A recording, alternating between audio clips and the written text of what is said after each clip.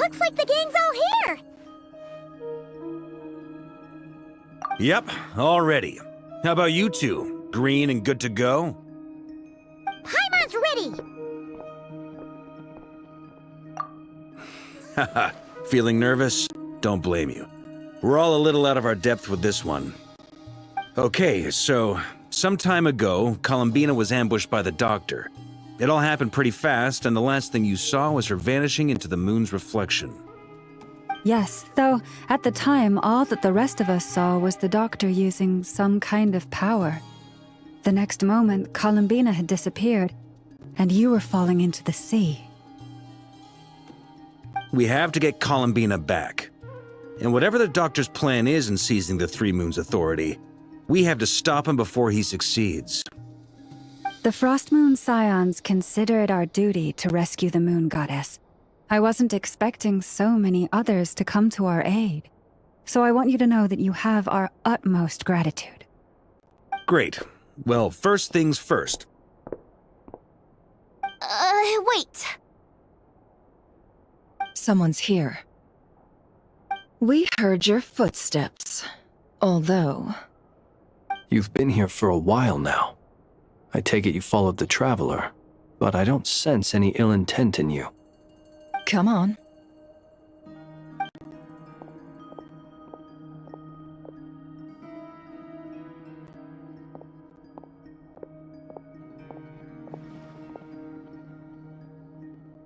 I figured it wouldn't take you long to notice me.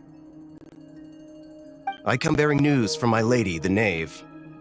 Dottore went through the motions of returning to Snezhnaya, but it was obviously a facade.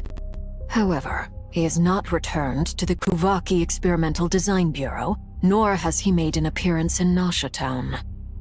Well, in that case, he'll be in his lab way up north. I always wondered why he applied for his own private pad. He was planning this all along. Tell them that Sandrone and I will go on ahead. If they still intend to pursue this matter, they should meet us at the research center in the northern tip of Nodcry. Nice of Columbina's two best friends to think of us. We appreciate the heads up. Our sincere thanks to the Fatui for your aid. Lady Damselette may have left our organization, but at least some of her colleagues remain genuinely concerned for her well-being. Not to mention that the Doctor's increasingly cryptic conduct gives us great cause for alarm. We have crossed swords many times before, but it's not personal. We're just on different sides. We don't lack humanity. And so, as fellow friends of Lady Damselette, it's only right that you should be in the know about this. Arlecchino's situational awareness has saved us a lot of trouble. I'll leave the map here with you. If you do decide to head to the research center, please proceed with caution. And remember, at least while you're in Nodcry, Lady Arlecchino's subordinates are your comrades if you want them to be. This is very accommodating of you. We can't thank you enough. Just doing my duty. I shall take my leave now. If you need us, you'll find us at the Experimental Design Bureau.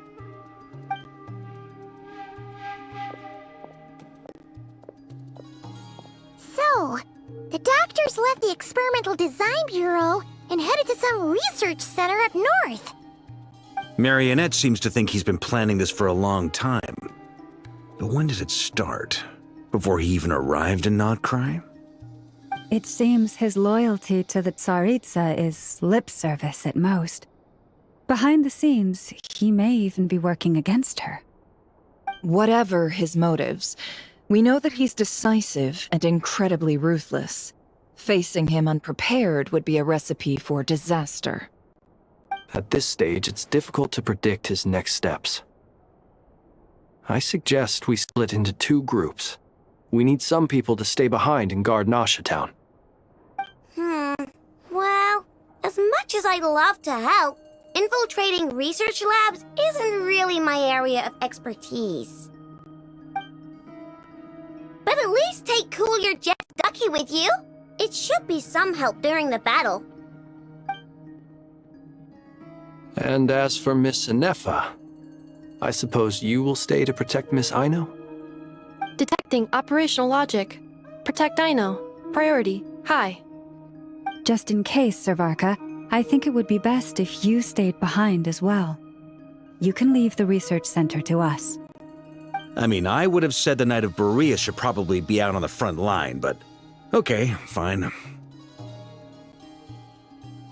Leave Nasha Town to me. Be careful out there, okay? If things get out of hand, fall back right away. Yehoda will be on hand to assist you. In my absence, she can handle any intel gathering work. You got it, boss. You guys make sure to get back here in one piece, alright? We will. Things are moving fast. We'd better head off soon if we hope to keep pace.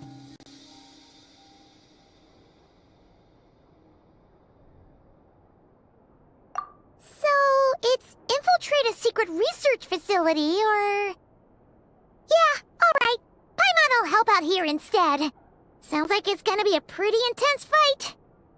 We all have to bring our A game here. So, anything you need to wrap up before we leave?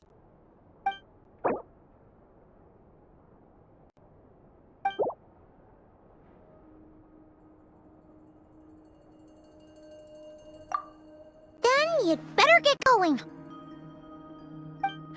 Very well.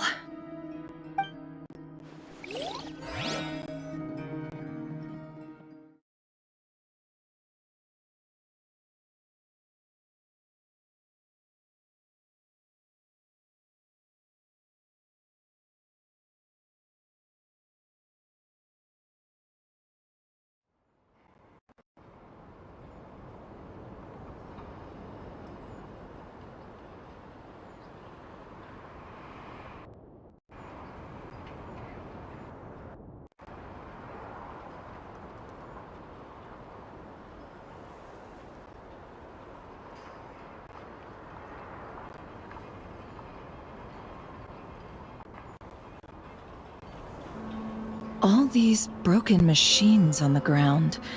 Someone got here before us. Could it be Arlecchino and Sandrone?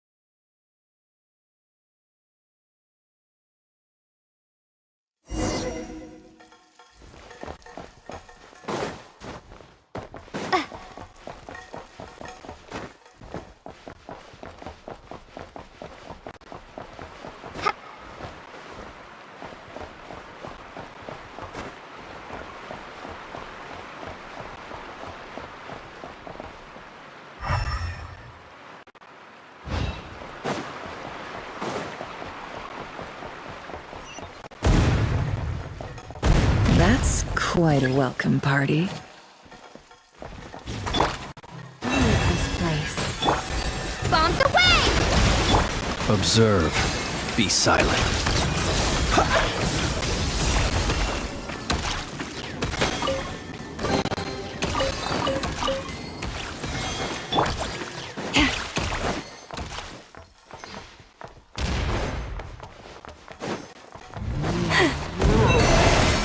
By the frost moon of old. Observe.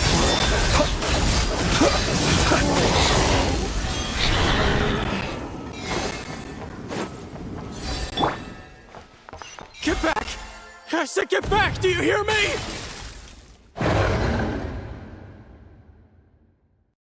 Why isn't it working? No!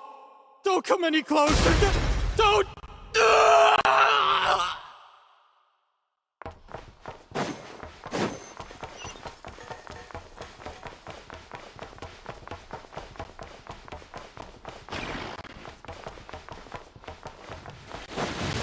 Forest, protect us. Be silent.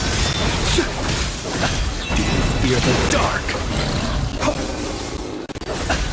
You poor souls. May your spirits find peace. Grab that key on the ground. We'll probably need it at some point.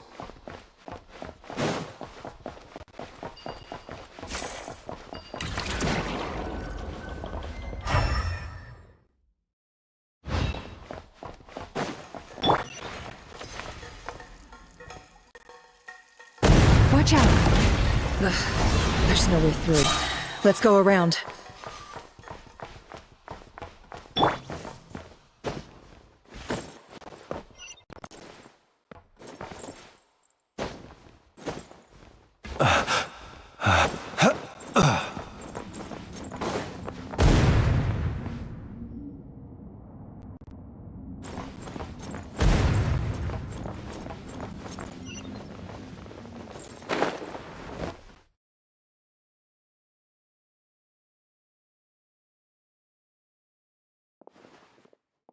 What the?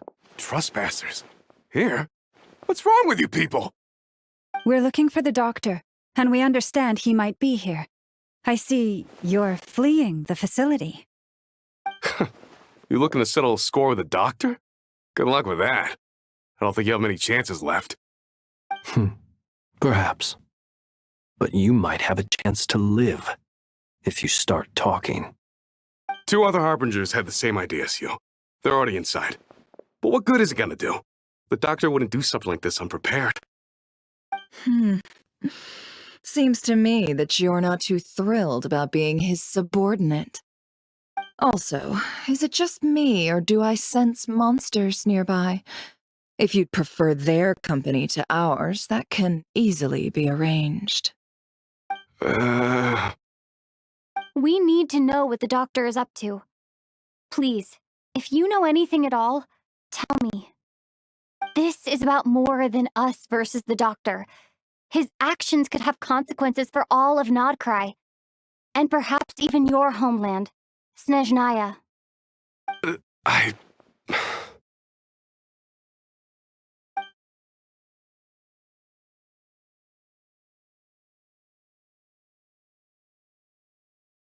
He's building something. Ambitious doesn't even begin to describe it. Feels like this could be the big one. God knows how long he's been planning it. A while back, he told us he'd be returning to Snezhnaya. We weren't expecting him back so soon. This time he brought some gemstones with him, or something. 2 of them. The moon marrow spheres.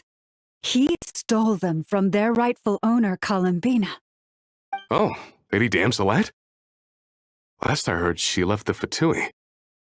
Before she went, she told us she'd finished what Her Majesty asked of her, and wished to focus on some personal matters. I remember thinking that leaving us might not be the best choice. I mean, I always looked up to the captain the most, and...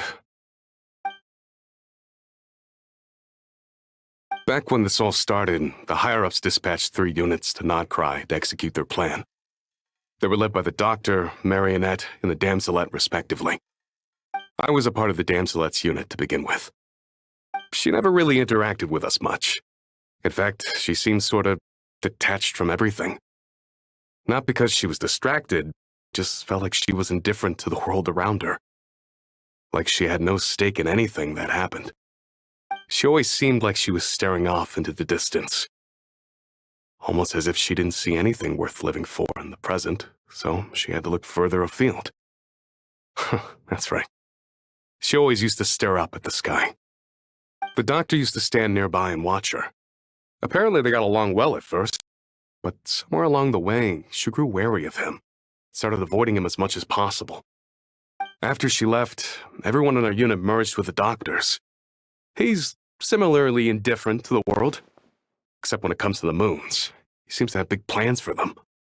Right now, obtaining the 3 moons is his #1 priority.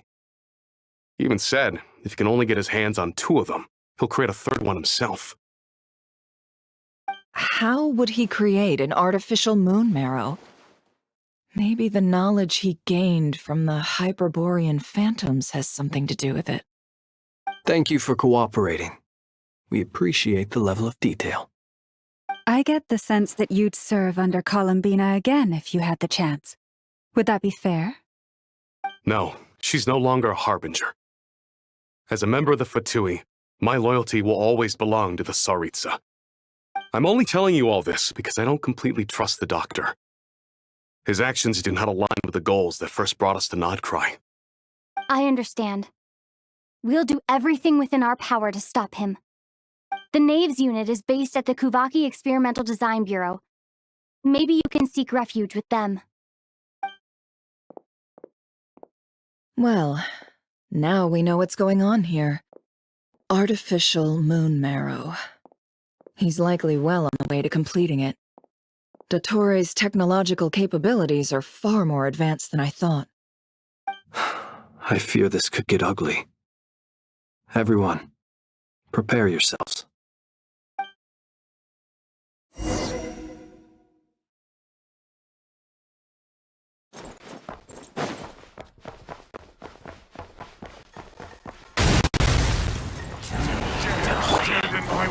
Had our last laugh. Close your eyes.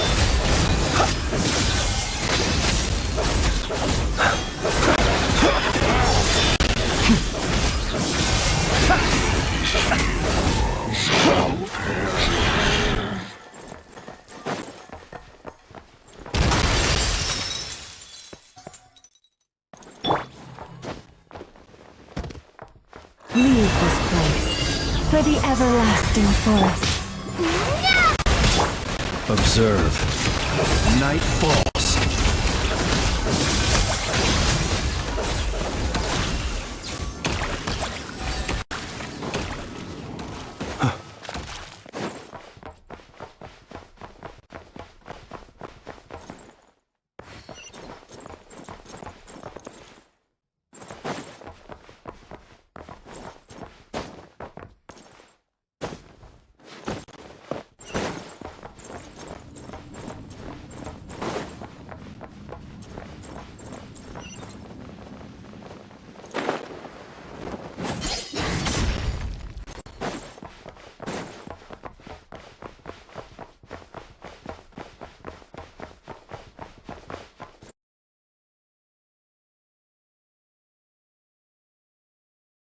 Welcome, one and all.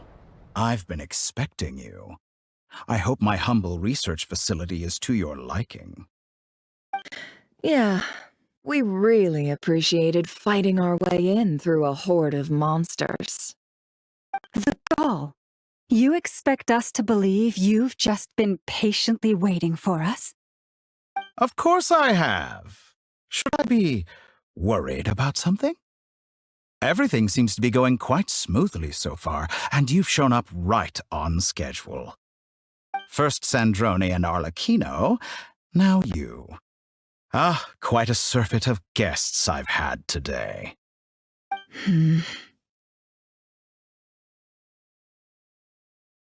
If you were looking for them, I should probably mention that Arlecchino disappeared as soon as she entered the facility.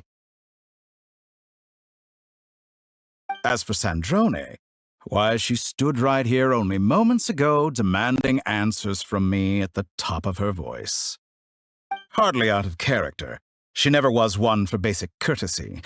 But I have to admit, I was a little surprised to see her showing concern for someone besides herself. Does everyone you associate with undergo such a change in temperament? Speaking as a researcher, I have to say, it is not a change for the better. It threatens one's ability to remain objective.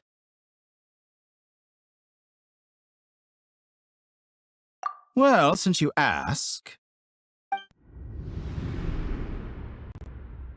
So you've got your hands on the moon marrow, and now you're claiming godhood. Don't you think that's a bit of a stretch, Dottore? I must protest what you are insinuating with that phrase, claiming godhood. I am not claiming anything. I am stating a fact. You're a researcher. I'm sure you appreciate the distinction between the two. Huh? Wait, you really think you're all that? You'll excuse me if I'm not being a polite little lady for you. We're colleagues. We both know what kind of person you are. By the same token, I knew you'd respond along those lines. You and I both understand that facts speak louder than words.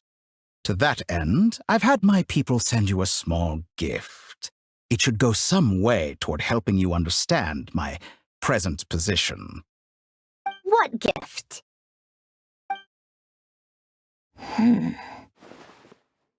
Where have all your troops gone?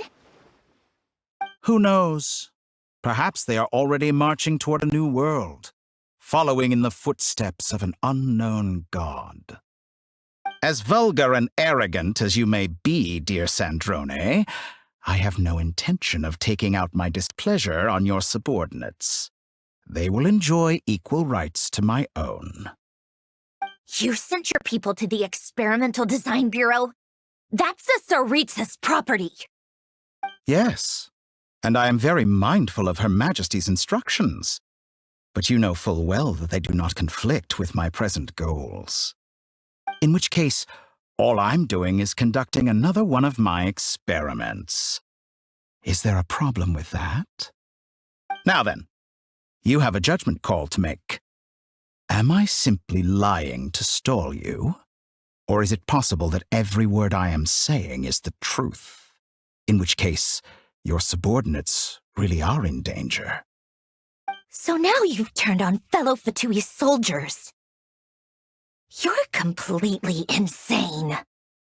I have set a new rule for myself. Each person gets one chance. Naturally, that includes you, Sandrone. If you wish to leave, I won't stop you.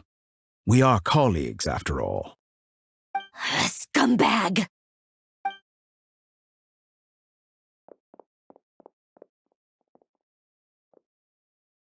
Still, I hadn't counted on Sandrone sparing any thought for the people of this world. Shame. I always found her self-centeredness to be one of her few better qualities. How can she ever hope to achieve greatness when she's so obsessed with protecting her little design bureau? It's more than a little disingenuous to speak of achieving greatness while taking hostages. Or does honor no longer mean anything to you? Honor? I have the marrow of 2 moons in my possession and will soon complete the construction of a 3rd. I will be the god of a new world. And you speak to me of honor? How charmingly naive. Those are sacred relics. You do not deserve them. In my view, many in this world do not deserve to be alive. And yet I mercifully permit them to go on living, do I not? You'll come to regret your actions. Will I now? Let's see if you can make me.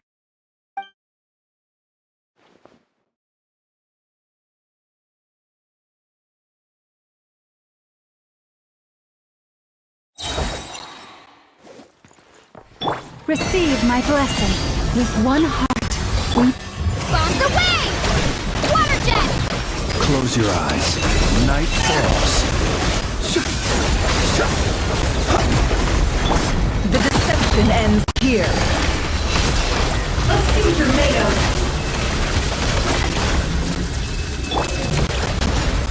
Lush as the moon. Be silent. Observe. To dust, an exact practice.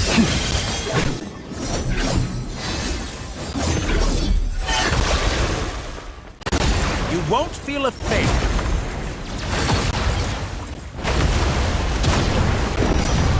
Arlecchino. Thanks for the assistance. Arlecchino. I see you as an ally. What a farce. You're clearly here to destroy my research, not entirely. I'd say your research is more valuable than your life. Am I wrong? Close your eyes. Get lost! Night falls. Shatter like a reflection!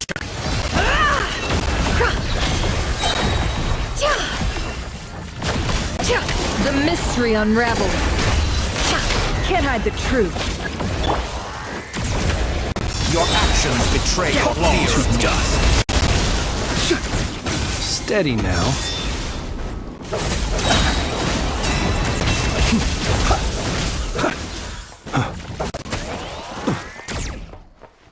Be silent. Close your eyes. To dust. Receive my blessing. Overruled. This is where you fall. Laid bare. Get lost! With one heart, we pray. You poor lost lamb. Disappointed. How's this? Oh. Interesting. Night falls.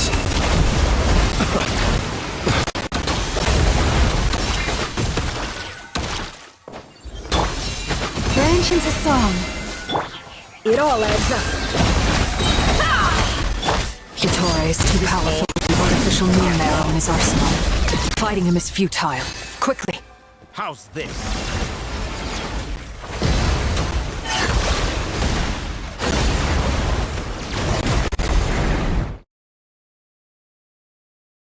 Let's go.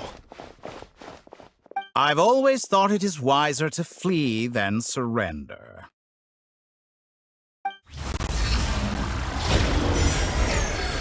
Watch out! What the? Forget about me! You should... Where's the Traveler?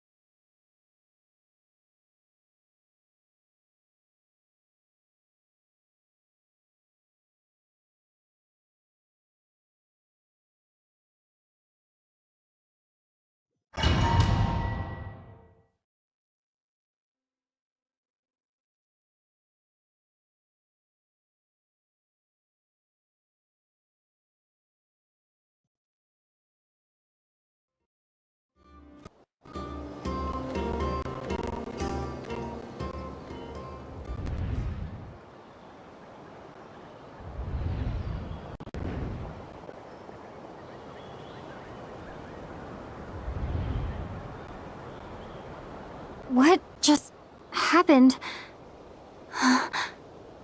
Nasha Town? How did I get here? Strange. I remember being trapped by Dottore during the battle, and now, all of a sudden, I'm here. Something weird is going on. I guess I'll start by exploring the area. Huh? Traveler? What brings you here at this hour? Huh?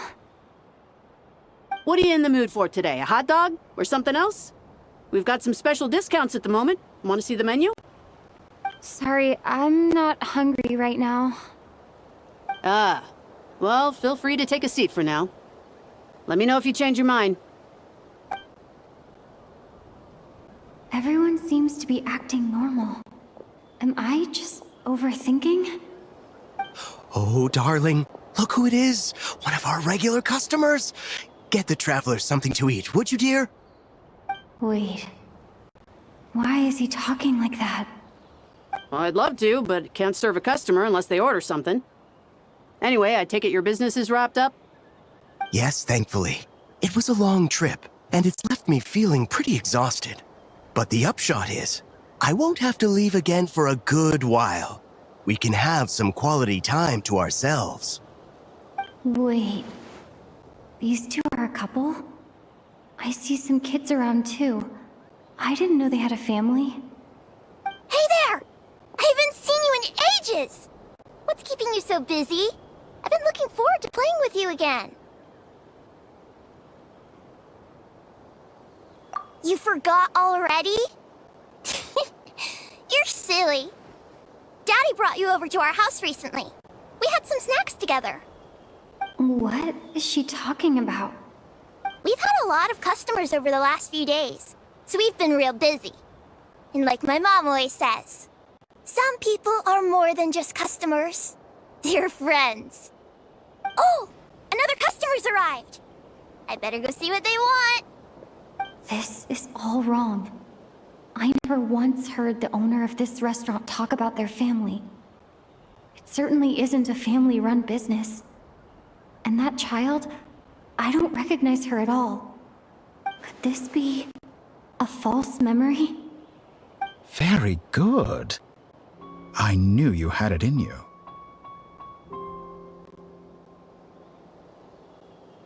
Aren't you going to try the house special? When did he show up? No, none of this is real. You don't seem to like it here. That's fine. We can change venues.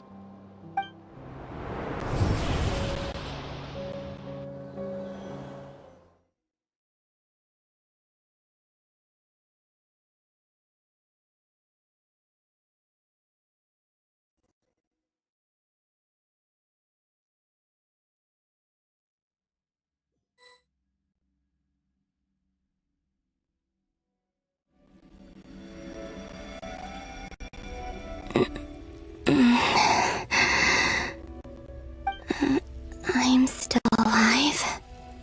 Where is this place? It took all my strength to open the moon gate, and then I leapt into it. So this is the moon's reflection? The mysterious realm beyond the gate?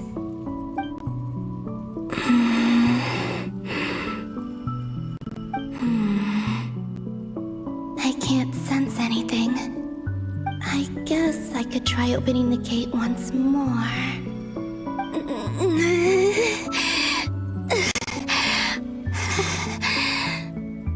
No response. Maybe this space can't be opened from inside. If this was the space that killed both Revier and his lover, then why am I unscathed? Or... no, I'm not unscathed. Even the air here feels frozen in place. There is nothing here with which I can restore my power. I should conserve my strength and proceed with caution.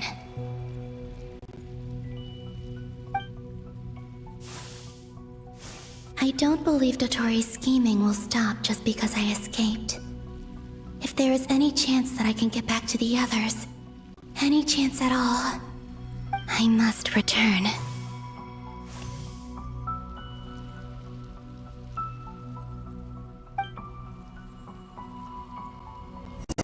Emptiness. Silence. What is this place? Or maybe the real question is, what is it for? What's this? Looks like it responds to my power.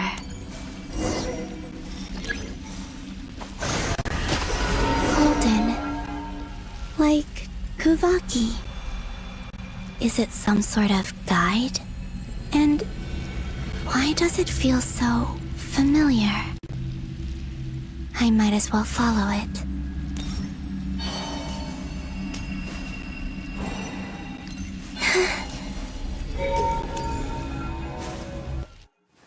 Where does this lead? Could it be the exit?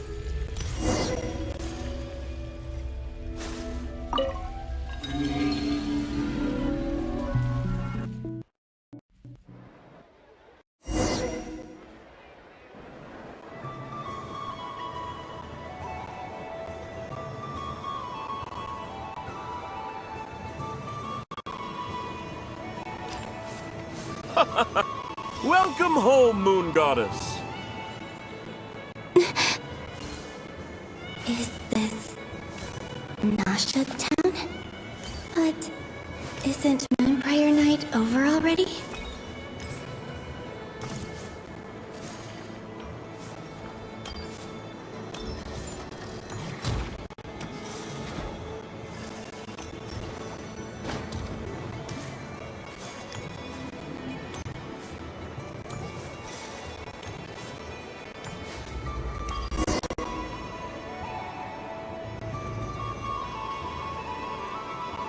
Goodbye for now, Columbina.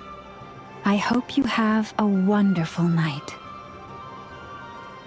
I will. Everyone else. And... me? Are these... my memories?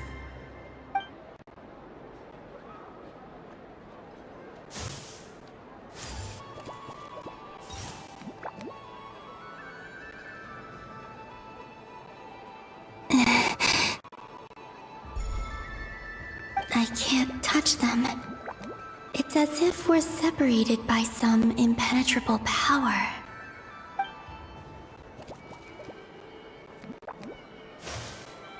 Over here! Over here!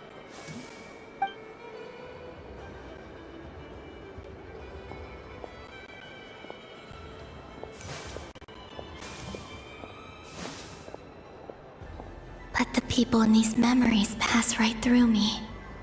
Just like when I disappeared. If only I had known what would come to pass after that. Even so, I should still take a look around.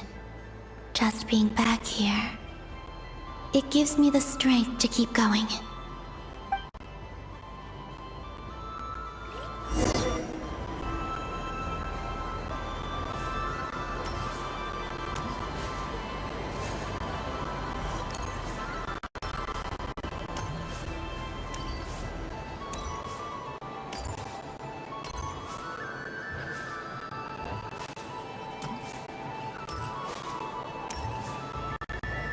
Welcome home, Moon Goddess. Oh, you're the genuine article.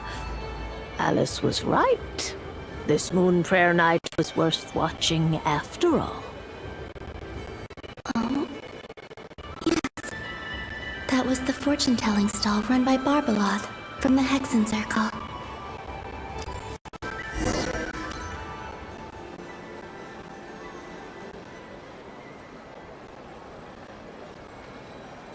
Please, draw the first lunar arcana. This represents destiny and is the foundation for the divination as a whole.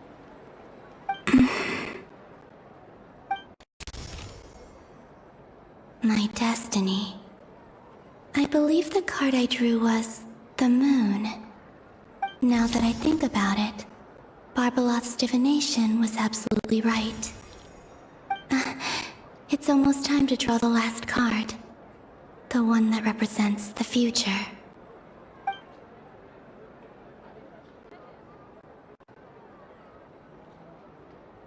That was the card that popped out on its own. From here, I think.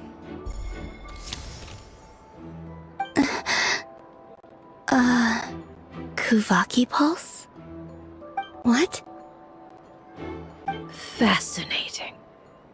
I've never encountered this before in my role as a diviner. What's going on?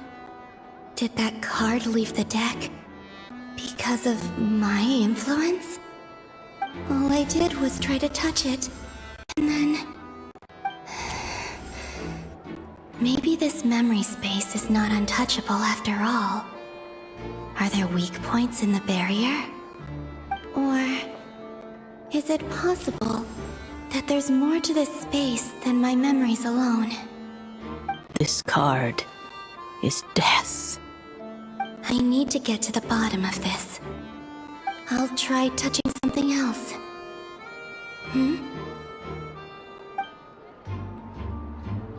Is this... the wind?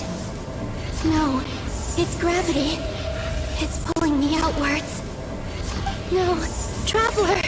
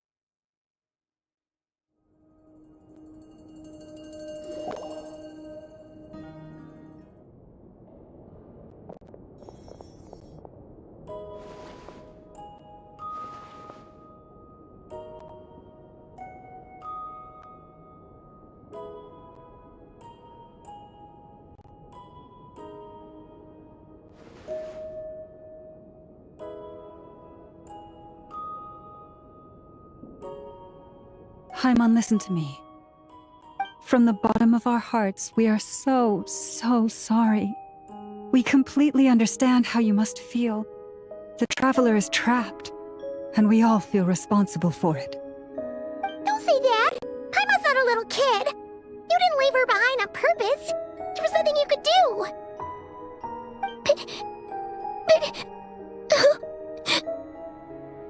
She's all alone in there! What if something happens to her? What are we gonna do then? We've barely spent any time apart since we met. Is she gonna die? We must find a way to rescue her. We were all involved in the operation where she was captured, and we do not abandon our comrades. That being said, it won't be easy. Through conversation with the others on our return, we've arrived at a basic idea of what we're up against. Dottore lab has clearly been in operation for a lot longer than we realized. We found many monster samples stored there. In all likelihood, they were materials he used to research his latest technology. We also know that through his contact with the phantoms of Hyperborea, he gained knowledge about the moons and certain Hyperborean technologies. Using this knowledge, he then fashioned an artificial moon marrow to serve as a replacement for the frost moon beyond the sky. Unlike Columbina, Dottore is not being rejected by Teyvat. And even with 2 of the 3 moon marrows, his power far exceeds all of ours combined. Once his 3rd moon marrow is complete, Dottore will have completely seized the authority of the 3 moons. Teyvat's most primordial powers will then be in his grasp. Does that mean... I'm afraid so. No one could have predicted this level of insanity. Not even from Dottore.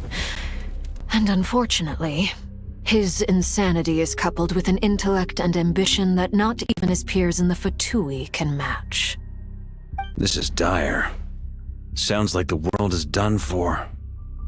The 3 moons' authority can influence the very fabric of time and space. I dare not imagine what a monster like him would do with that kind of power. The trouble's already begun, I'm afraid. On our way back, we discovered that part of Nodcry is being enveloped by an unknown energy. We cannot ascertain what is happening inside. I'm convinced this is Dottore's doing. Not that there's any way to prove it. The issue is, we have no idea what his intentions are. The only thing more frustrating than facing down evil is knowing that it will surely come, but not knowing when. The Doctor is guilty of numerous crimes at Mondstadt as well. One of our knights, well, former knights, his father was murdered by Dottore. His ideology and methodology are a danger to everything in his path, from individuals to entire nations. He does not feel guilt, even when he acts against his own people. He doesn't see them as his own people, that's why. People like him see everyone else as beneath them. Right. He views other people only in terms of how they can benefit him. That's the basis of all his social connections. Granted, he's hardly the only harbinger to pursue their own interests. We all do. And Her Majesty is gracious enough to permit it. Still, her mercy has its limits. Dottore's actions have gone beyond even what the Fatui could have imagined. Usurping divine authority to become a god. For a servant of the Tsaritsa, that goes beyond being disloyal. It's treason of the highest order. We can't expect him to heed the Tsaritsa's will once he gains the 3 moons' authority. Even we harbingers consider him the most self-interested among us. Poor Traveler! Of all the people to get caught by... We have to go save her! Right now! Please! We gotta find a way! Paimon, I promise you, we are with you all the way. I get how you feel. I do. But it's gonna take more than strong emotions to take down an enemy like Dottore. What we need now is more information. Right. We can't even guarantee he's still at his research center. Before we can think about mounting a rescue operation, we need to confirm the Traveler's location. I'll find a way. Paimon knows, but she's so scared. If anything happens to the Traveler, she might be the strongest person Paimon knows, but she's still human. She feels pain and bleeds just like anyone else. Then think things through before you stick your neck out. Unless you want to lose your head. Sandrone. Miss Sandrone, you're okay? Put the stuff over there, and be gentle with it. Am I okay? As you can see, I've had to move my whole livelihood out of the Experimental Design Bureau. It's been swallowed up by Dottore's energy field. If I'd left it any longer, I probably would have gotten stuck there. Ugh, Dottore always goes a little loco when he finds a shiny new toy. Not that he'd ever admit that. But this time, he's gone full psycho.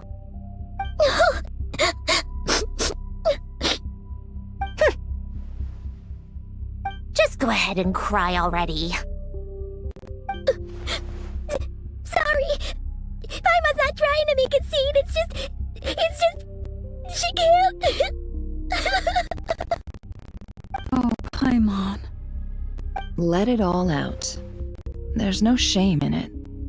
When you're overwhelmed by fear and despair, crying can help get it out of your system. You'll feel better for it.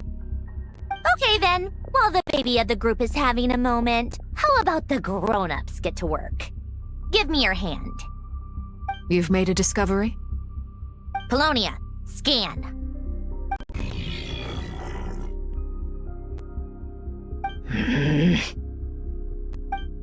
You, hand, now. Oh, I thought you'd never ask, my lady.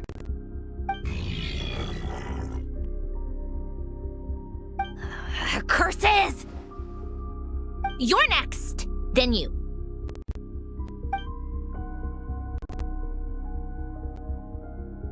Dottore, you son of a... He's done something to us! Everyone who entered his research center has been implanted with some sort of curse. I don't feel anything unusual at the moment. Does that mean it hasn't activated yet? Is there a way to figure out its purpose and what might trigger it? My best guess is Dottore created it using the Moon Goddess's powers. 1 second, analyzing. Ugh! That friggin' maniac! So, what twisted game is he playing this time? The moment I analyzed the energy composition, some encrypted text appeared in my mind's eye. And when I deciphered it according to the Fatui standard encryption protocol, I got the following message. Feel free to run, or you will perish in nod cry. He's mocking us. Yep, he loves to toy with people. Only in this case, there might be more to it. But I didn't detect any murderous intent or malice either in the message or the curse's energy. As if this is him at his least malicious. Or perhaps all people are cowards in his eyes. Maybe he thinks the threat alone will be effective. What a despicable person. And he has the Traveler in his grasp. If I may, as unhinged as Dottore may be, he has always exercised great patience with the objects of his interest. I remember a comment he made when we first arrived in Nodcry. He said, "This world is, on the whole, an exceedingly dull place. But at least there are a few intriguing features, such as the gods, or the Traveler. Presumably, they interest him because they're unknown quantities. He wants to understand as much as he can about them." Agreed. The Traveler is Tevat's fourth descender. All Harbingers are aware of this. Since Dottore took such pains to capture the Traveler, he is unlikely to kill her right away. Okay, but we still have to do that rescue operation. Of course. I I also think we need to read between the lines with Dottore message. If he's encouraging us to run, that means we mustn't leave Nodcry under any circumstances. My guess is, his curse will only trigger if we leave.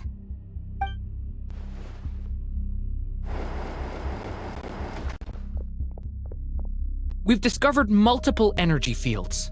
Albedo is still attempting to analyze their structure. He told me to report back first. Each field is slowly growing, swallowing up more of the surrounding area in the process. And the pace of their expansion has increased since we first examined them. He's probably trying to swallow Nodcry whole. His nefarious ambition knows no bounds. If this continues, the whole of Teyvat will be in trouble, not just Nodcry. The loss of Columbina could not have come at a worse time. Do we think she's truly gone for good? She entered the space beyond the Moon Gate, knowing what became of Rerir and Thelindis. I'm sorry, but I fear the odds aren't good. Don't be ridiculous. If I know her, she's busy finding a way back as we speak just so she can annoy me. She isn't dead. Whatever has become of her, the fact remains that we are two comrades short on the eve of a decisive battle. We need to find out about the Traveler's location. But there is also other work to be done. Agreed. Whatever Dottore is planning, we have to get the local populace somewhere safe. So, as well as a rescue mission, we have to organize a mass evacuation at the same time. It would be best if someone could approach leaders of neighboring nations and negotiate emergency asylum for Nodcry's inhabitants. Can anyone handle that? Snezhnaya is one option. I'll see what I can do. It'd be so much easier if the Traveler was here. No! Stop thinking like that, Paimon. Paimon will join you. She's pretty well connected thanks to the Traveler. Maybe it'll come in handy. Either way, that's what the Traveler would do if she was here.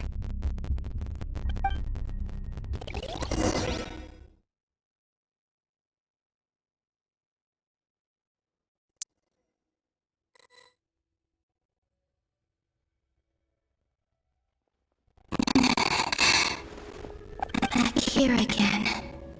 That gravitational force that pulled me back.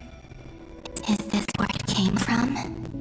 When I saw that memory of Moonbriar Night, I think I influenced reality. Was it just a coincidence? Or... if only I could have sent the others some kind of warning on Moonbriar Night. Maybe we could have stopped Dottore. I feel so heavy. Does entering that space consume a lot of energy? Well, even so, I have to keep moving forward. Back to emptiness and silence again. I should try and find my way back inside that memory.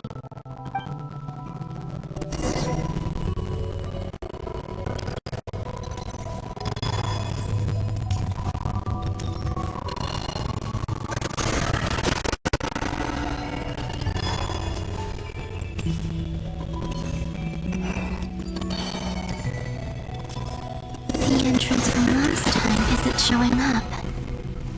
What am I missing?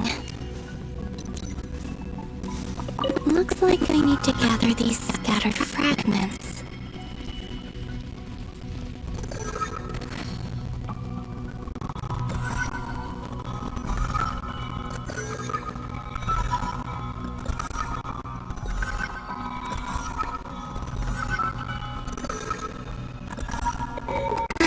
It worked. Hopefully I can stay inside for a bit longer this time.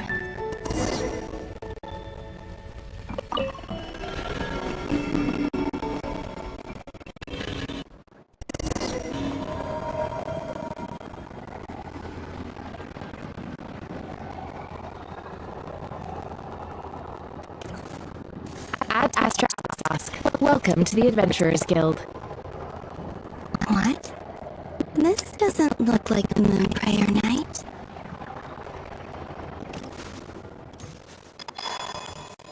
Extra, extra! Latest issue of the Nausea Express! I don't think I've ever been here.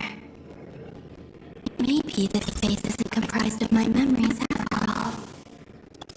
There aren't any festive decorations around. Is this Nausea Town after Moon Prayer Night ended? Did Tori's plan not affect the town? Or is no one aware of what happened because he used the 3 Moons' authority? Let me see if I can influence anyone else.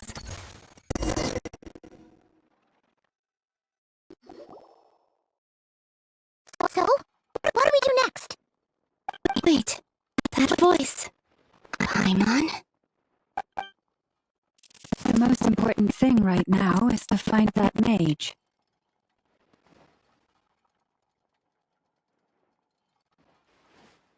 Lauma the Traveler and Mr. Varga are here too. I'd better go pay the Fatui a visit. Traveler!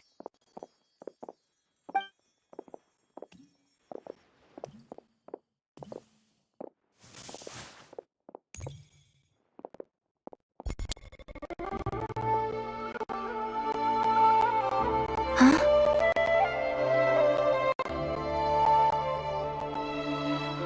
Columbina? I made contact. It's me, Columbina. Huh?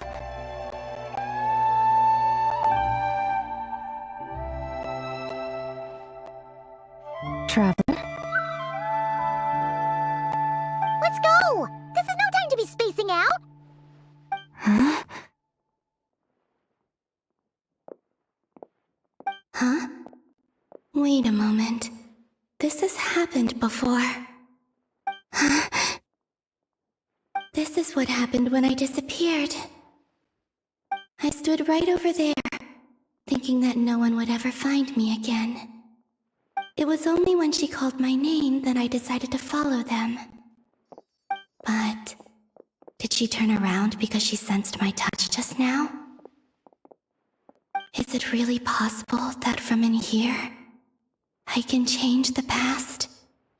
If I keep following them, maybe... It's that gravity again.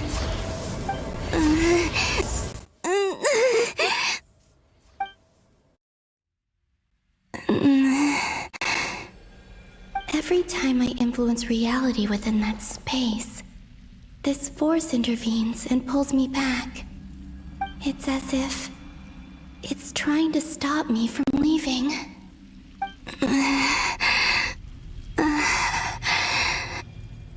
I'm getting weaker and weaker. I'll just have to try another approach next time. Come on, Columbina. Keep going. You have to tell everyone what happened.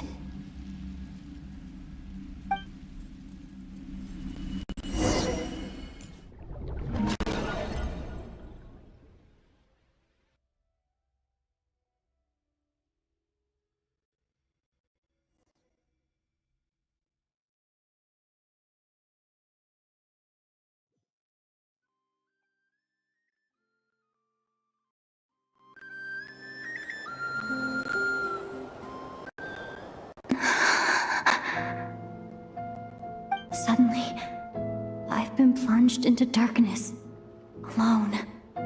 It feels strange, as if something has grabbed hold of me.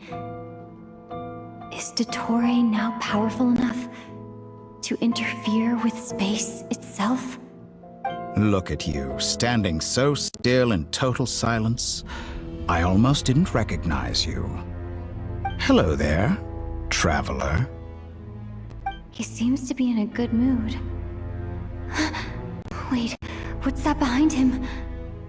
Ah, so you noticed. This is the completed Triloom. 2 primordial moon marrows and 1 artificial specimen. You are wary of Good. Maintain that reverence. You performed well in that recent battle. Brave and reckless as always.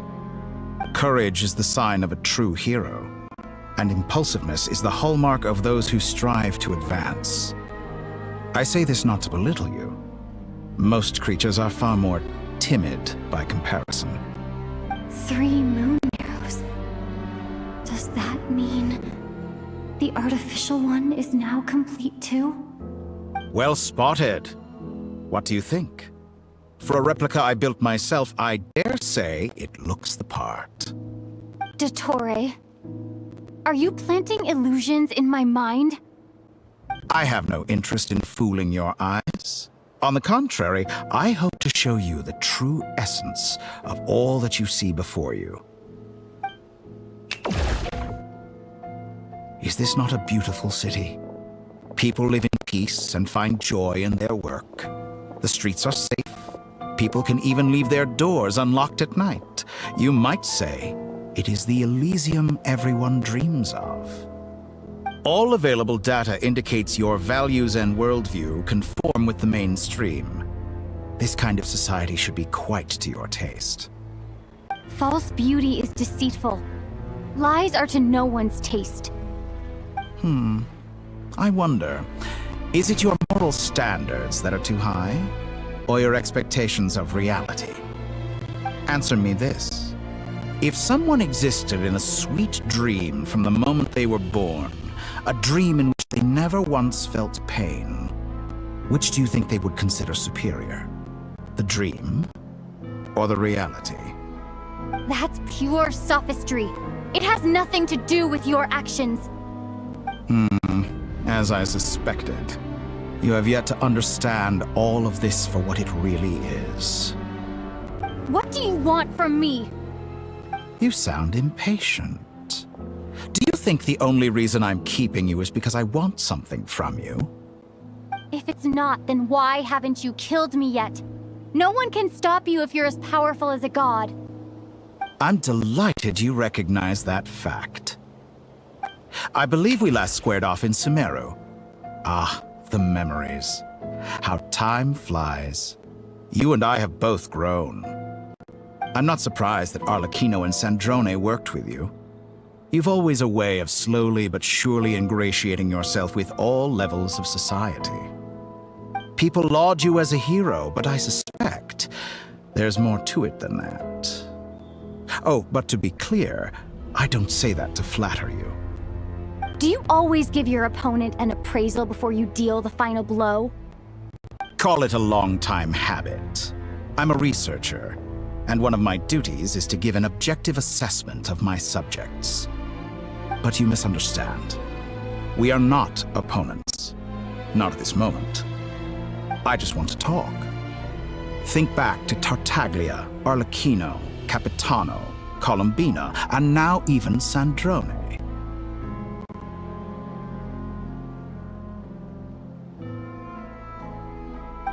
You've worked with each of them in the past. I believe you can work with me as well. What makes you so sure? Well, why not? Should the good associate only with the good and the bad befriend only the bad? I like to think we could have a more mature relationship than that. Surely you don't think all your relationships are grounded in friendship or shared ideals? People come together because it benefits them to do so. If you think of the people you admire, you must surely admit that they have provided some benefit to you. Morality, ambition, dreams. People have plenty of words to embellish the nature of their relationships. But once you break free from those ethical frameworks, you will see that the only thing connecting the two of you is mutual benefit. And that is what I'd like to talk to you about. We're finally getting into it. He's probably been planning to kidnap me for a long time now. But for what exactly? He has the authority of all 3 moons. I won't be able to gain the upper hand in a fight. Best if I pretend that I'm willing to negotiate for now. You say you're a god, but you also speak of mutual benefit. What could a god want that the 3 moons cannot provide? Excellent question. But before I answer, I would ask you the same thing. Gaining Columbina's allegiance was a rare and extraordinary feat. But the Moon Marrows are now in my hands, and I have the edge over her. For this artificial moon is not being rejected by Tevat. Her identity and lineage may have been a thing of glory in the old world, but they were also shackles that prevented her from ever integrating into Tevat. I, on the other hand, you may view me as a thief, but I have overcome that limitation. So what is it that the Three Moons cannot grant you? What stops you from negotiating with me to get what you want? I don't make deals with lying psychopaths. That's quite an accusation. Are you expecting me to get angry with you? Well, this is one aspect in which my personal growth has served me well. In the past, my less mature self might have been disappointed, perhaps even angry, over a small setback like this. Like when you and Lesser Lord Kusanali joined forces to oppose me, for example. But things are different now. Just as the rich do not quibble with the poor, I no longer find myself perturbed by these trivial affairs. Human relationships end with conflicts of emotions and interests. Relations between humans and gods are different, and ours is even more unique. I have ascended to the highest heights and laid claim to unprecedented horizons. And you were no ordinary person to begin with.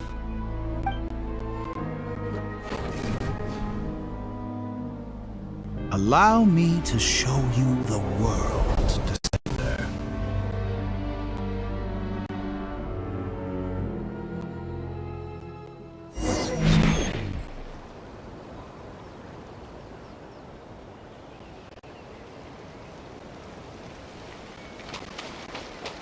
To stand, walk, jump, sit, and lie down.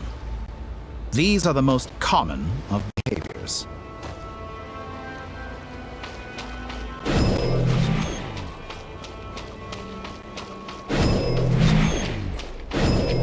Have you ever wondered why we were born following such laws? Who stipulated that we could not fly instead of walk?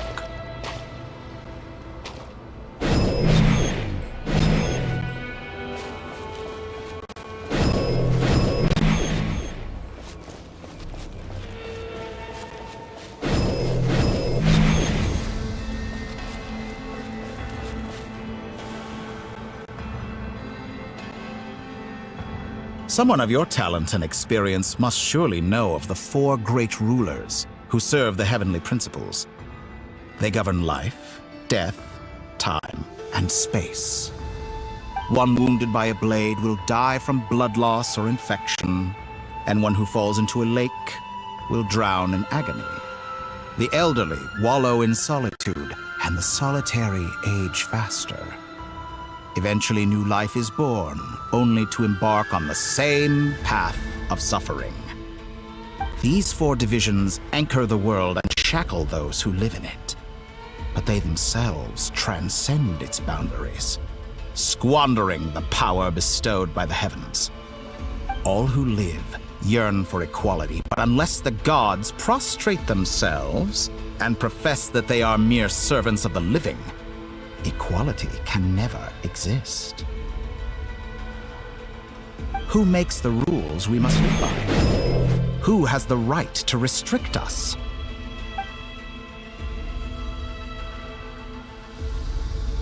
The limits of the body can be rejected.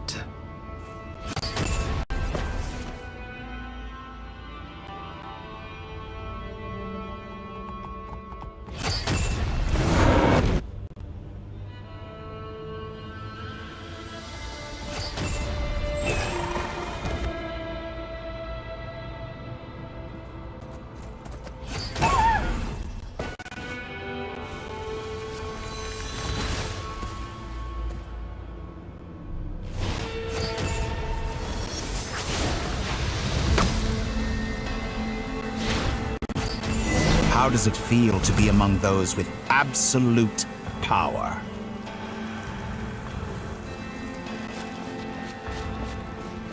You cannot conceive the extent to which your flesh hinders your mind and spirit.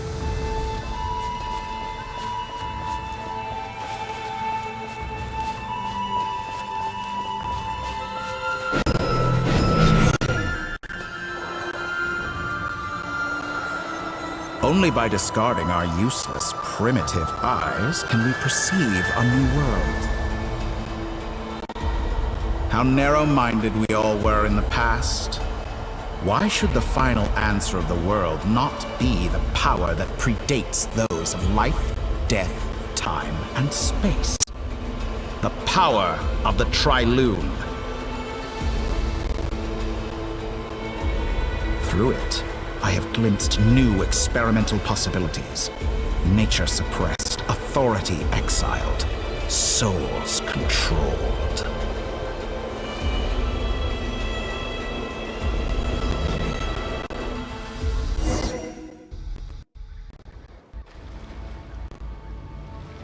You know, I heard recently that a group of critics reviewed countless stories and drew an interesting conclusion. They found that it is more often than not the villains who strive tirelessly to push the boundaries of progress.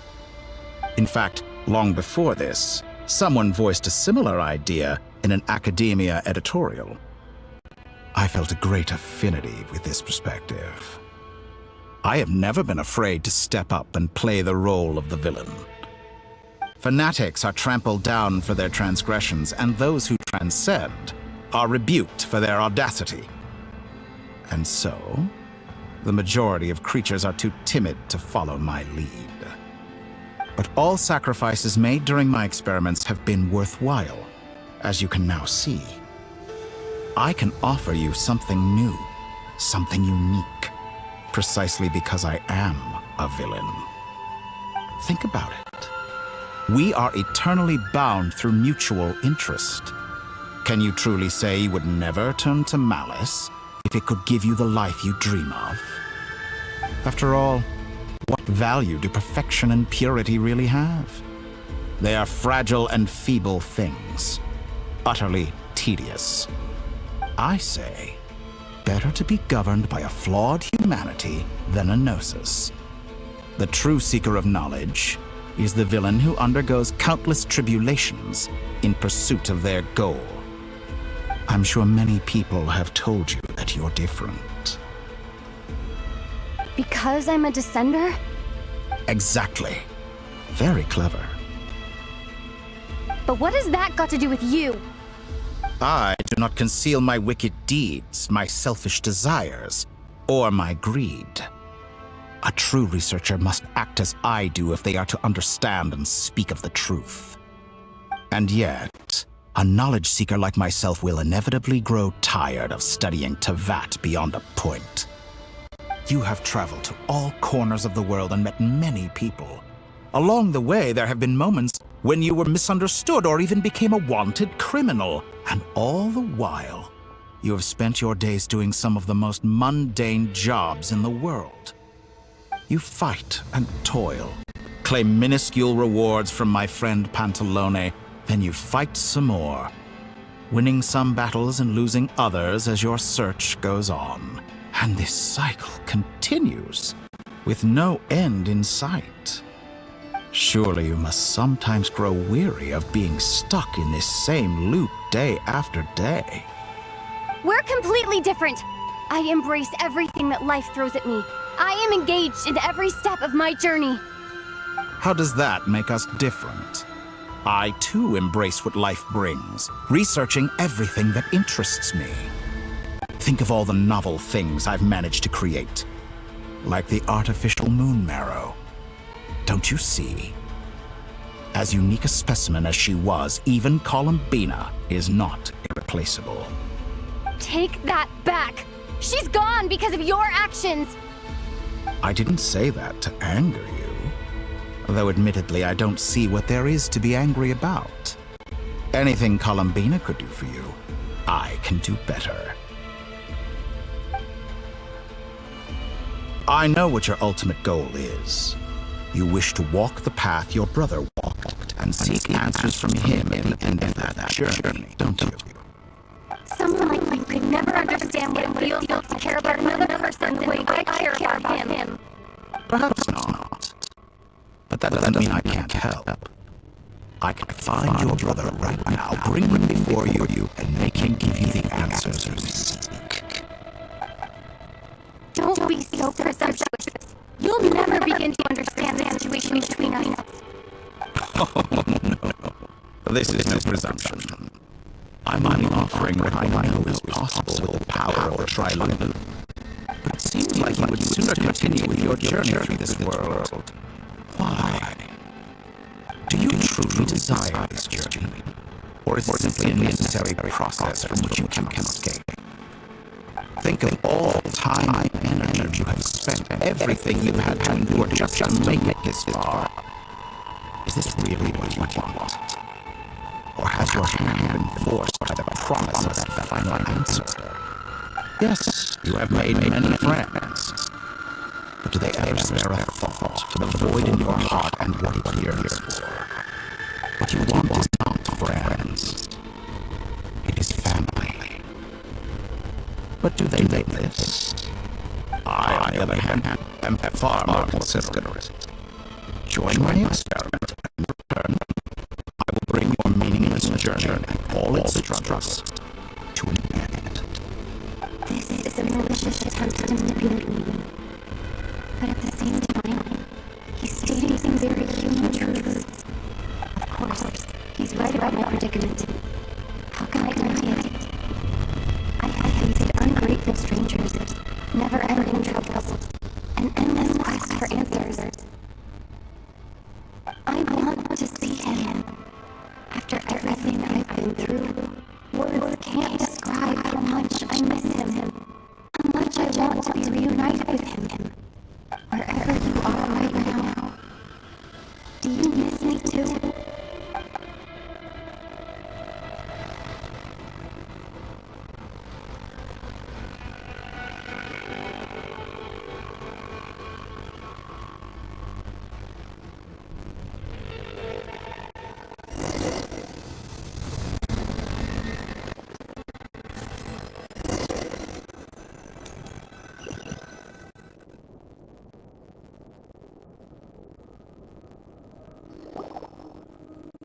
All right, everyone. Our next mission is clear. We need to contact all the major organizations, explain the situation to the public, and then begin the evacuation. The residents of Notcry are quite dispersed. The two most populated areas are the Southern Isles and Pyramida. Miss Lala, I will leave VII Island and Noshitown in your hands. I will liaise with the Fatui and Pyramida. Agreed. We will reach out to Natlan and Snezhnaya. Anyone found north of the Experimental Design Bureau should follow the Fatui to Snezhnaya. As for those dwelling south of that line, I will ask the Voynich Guild to help persuade them to leave. Then I, Netravarka, and Frostmoon Scions will escort them to Natlan. The Voynich Guild has dealings with the Curatorium of Secrets. I will send a letter vouching for your credibility. Yehoda, you should help Lama. This is too big of a task for one person. My wish has come true. You're willingly lending me your most capable employee for the day. Well, good for you if all this only takes a day. Of course, if it takes any longer, I'll be charging a fee. Boss, wait. Don't I get a say in this? Oh, I'm sorry. Something to add, Yehoda? Well, no one's more important to me than you, boss. And remember how well much healed your eyes after that big battle? I think that's worth at least 2 or 3 days' work for the Frostmoon Scions. Are you completely incapable of acting in your own self-interest? Or do you simply devalue your own labor? Are you sure you don't want to come with us? Who will see to our other work if we're all busy evacuating residents. Sandrone insists that Columbina is still alive, and we have a traveler to rescue. There's much to be done. But boss, I'm just worried. Well, I'll link up with you once my tasks are complete. What makes you think I need you to do that? I'll own it. And considering the way you approach certain matters, I think you'll be better off me present. That's quite enough. Just focus on your work first. I bet we're in for an uphill battle here, but we can help out too. Enigma and I are gonna help Nashtown's residents carry their stuff. Loading schedule. Store essential local research data and technology samples, then escort the people to Natlan. Understood. I will execute this to the best of my abilities. Great stuff. Thank you, ladies. I've contacted the Lightkeepers. A colleague of mine will join us shortly. I will persuade them to conduct a thorough search of the region to ensure that no civilians get left behind. As for me, I guess I'll be making an early return to Sierra. I think it's important that someone informs the Dungeon Lord of what's going on in Notcry. Roger that. Someone should inform Mondstadt, too. Mr. Durham, can I trust you to handle that? I think you fly faster than any of us can run. As an added incentive, get there fast enough, and I'll see about getting your grinding exam waived. Really? Ha! Mission accepted, sir! I intend to stay behind and help Miss Sandrone with her research. She has some alchemy-related questions that she'd like me to explore. She recognizes your expertise, then. I wish you fruitful collaboration. Thank you. In truth, I was surprised to hear her express an interest in subject matter outside the machines. I believe she has been investigating some Fontanian technology recently. She made a point of bringing the relevant materials with her when she left the Experimental Design Bureau. She's sorting through everything in her room as we speak. I should mention that we have one other friend who isn't present. He hasn't made his position all of this clear, but if we know anything about him, he's likely investigating on his own. Paimon's been very quiet today, but I know how close she and the Traveler are with the Nalanese. She should come with us to the border. Okay. Paimon will do her best. Make sure to heed Sandrone's warning. Many of us have been cursed by the Torre. As such, under no circumstances should anyone cross national borders. Remain within Notcry. That aside, personally I have faith in Columbina. Things look grim, sure, but who knows how it'll play out. Same goes for rescuing you, Traveler. Both of them are important allies and friends. We'll be counting on you to gather intel on this matter. Ah, wonderful. You're all here.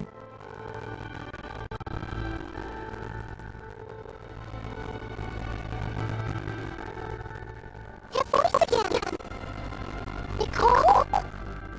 Whoa, that was loud. And it came out of nowhere. So mysterious. Sorry, this is the only way I can speak to you all right now. Please accept my apology. Anyway, time is short. I'll cut to the chase. We're still facing quite a catastrophe here at the world's borders. Alice has roped in every Hexen Circle member she can get a hold of. Except for me. She told me I had to come and help you all out as a matter of urgency. I quote, "You love talking, don't you? Well, now it's finally your time to shine. Take these. Make sure the whole party gets one each. You'll be in charge of making sure everyone stays connected." Huh? Is this a dodo communication device? Scanning. Unknown device. Analyzing. Unknown device. Conclusion. Cute. Affirmative. It is cute and good. I believe that I quite like it. This is no ordinary dodo communication device. It's my very own special modified version. Specifically... Sorry. I almost went off on another tangent there. Anyway, help yourselves. It will allow us to communicate over long distances within Nodari. No more worrying about shuttling messages back and forth. What astounding technology. Am I right in assuming that it relies on your personal abilities to function, Nicole? Yes, exactly. Right on cue, Albedo. I'd love to brag to you all about how it all works. But no, next time. Anyway, I'll be right with you all, serving as a communication hub. That's all from me. Head off as soon as you're ready. I'll be staying here to keep watch, and I'll be sending you my blessings.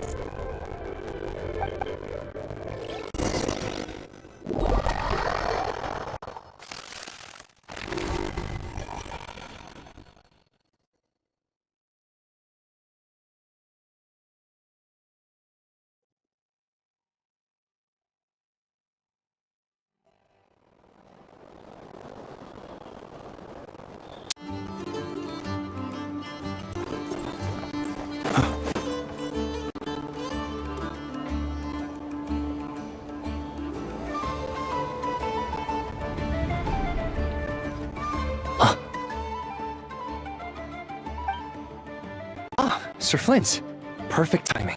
I just arrived myself. You are most considerate, Master Ilua. But in fact, I know you have been sitting here for quite some time. If you saw me, why didn't you say something?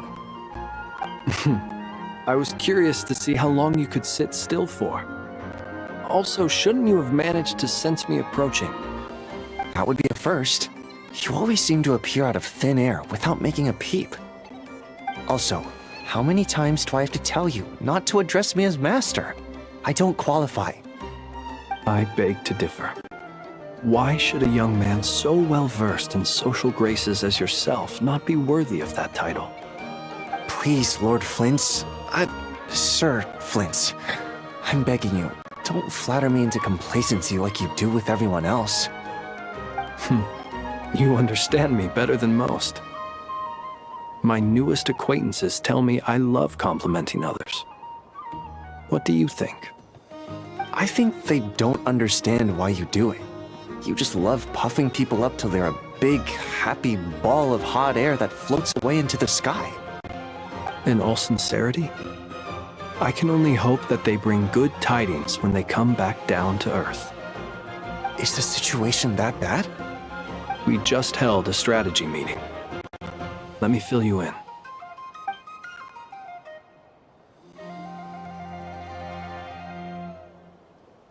In short, we need everyone gone from Pyramida. We also need a team of Lightkeepers to scour the more remote regions of Nodcry for civilians to evacuate. I only hope we have enough personnel. We do. Old Man Nikita will definitely help, and we can recall anyone out on patrol to focus on this instead. Good. I'm sure you and the others will make short work of this. Now, don't forget, once you've completed this task, make sure you and the rest of the team evacuate to either Snezhnaya or Natlan as well. Flint? If you've got something to say, Master Ilua, why not guess what I'm thinking right now? You mentioned that you have something else to deal with later. How difficult is it going to be? I doubt it will be easy. I know you're a Lightkeeper, and it's your duty to protect others in times of crisis. But I have a feeling that you'll be walking into grave danger. However bad things have gotten in the past, Nodcry has never faced a mass evacuation before. But from the sounds of it, you don't intend to come with us. I don't mean to pry, and it's probably none of my business. But whatever it is you're intending, you don't have to go through with it, you know. I've been afflicted with some sort of curse, and I'm told it may well trigger if I set foot outside of Nodcry. As such, I cannot leave. I have to act, if for no other reason than to fight this curse. What? No. Why? Why would anyone want to curse you? There are plenty of people out there willing to trample over others in pursuit of their own goals. Frankly, Sir Flint, I am furious. You're making light of what is an incredibly serious situation. Indeed I am. And? And what? I told you, I'm furious about this. Nothing I can do about it, I'm afraid. Things happen, and we just have to deal with them. If you find yourself feeling angry, perhaps start by drinking a big glass of water. Hey, you mean you're completely unmoved by my anger? I'm devastated.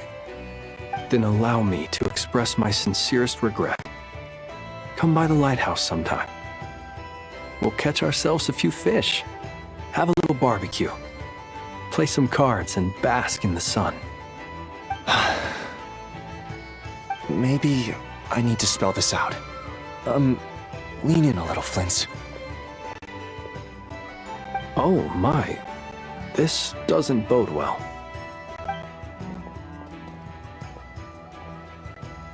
Word is that you were caught up in a real horror show recently.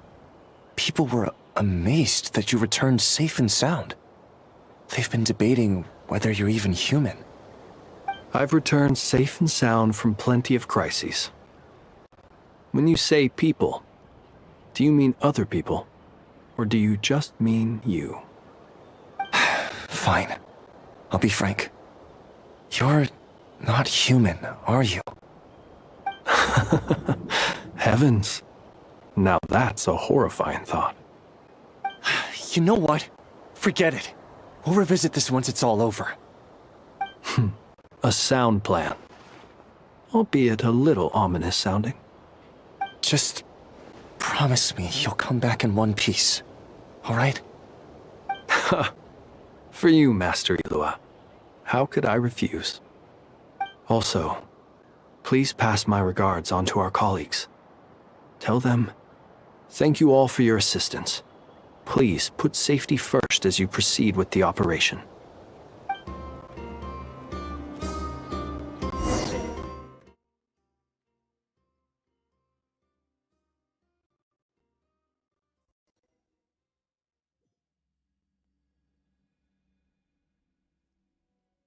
I have to keep searching for a path toward reality.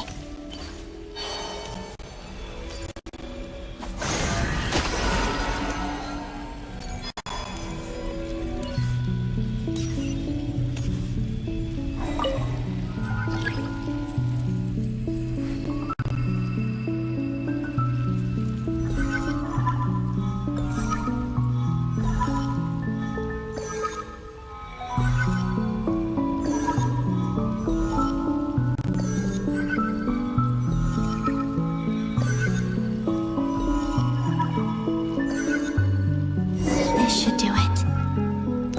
The last 2 times I tried to influence reality in this space, it consumed a lot of Kuvaki. I'll try and be more careful this time. I need to leave key clues behind using less power. I hope everyone still remembers what I said on Moon Prayer Night.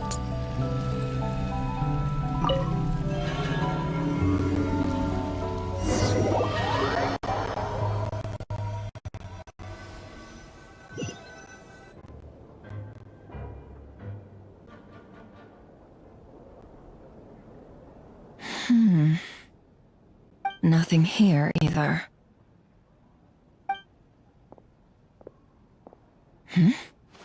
Flint's? Ah, Miss Nefer. What are you doing here? Unless... I just spoke with Itlua about arrangements for the search and came for a walk nearby. As for you, why would... It appears we think along similar lines, and neither of us likes to accept things at face value. As well as figuring out how to gather intel on the Traveler, I wanted to confirm some of my own suspicions. Also, we'll need to bring a lot of force to bear against Ettore, even if we're only looking to rescue the Traveler. We can't leave anything to chance. You don't think Columbina perished either, do you? I'm merely considering the possibility that she survived, just as you are. How much can we really know about a deity like her anyway? Do you remember what she said on Moon Prayer Night? About using moonlight to send messages to us? Of course. I think that's why we're both here. Where have you checked so far? I've been focusing on the outdoors. Anywhere the moonlight shines. I checked most of Nasha Town, but didn't find anything. I checked the Curatorium of Secrets, and a few rooms where I thought I might find some leads. But no luck here either. The only places I haven't looked yet are the rooms in the flagship. But process of elimination isn't the only thing that brought me here. Oh, really? What's your other reason? After all that build-up, our mystery ally never showed up even once!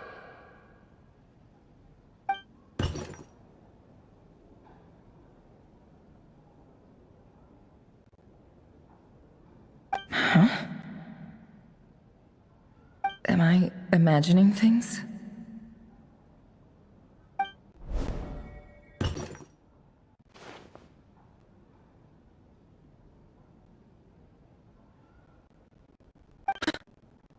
Come on, let's see what's going on.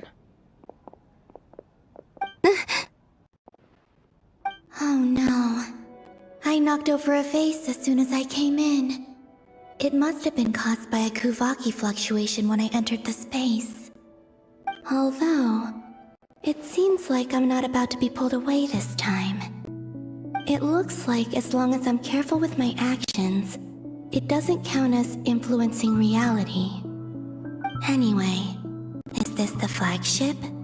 The Traveler mentioned that's where she was staying. I only went into the lobby last time, so I've never actually been here before. How does this space work? If nothing else, I can now be sure that it is not simply memory. She mentioned where her room was. I think it's this one.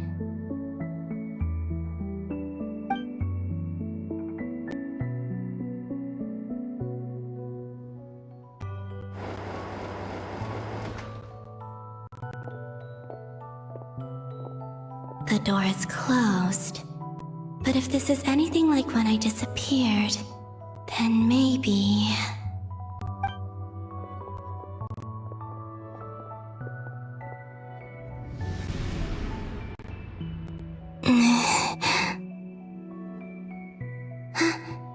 I'm in. She and Paimon aren't here at the moment. I hope she's okay. I wonder what happened to her after that battle with Dottore. Best not to dwell on that for now. I need to try and leave them some clues.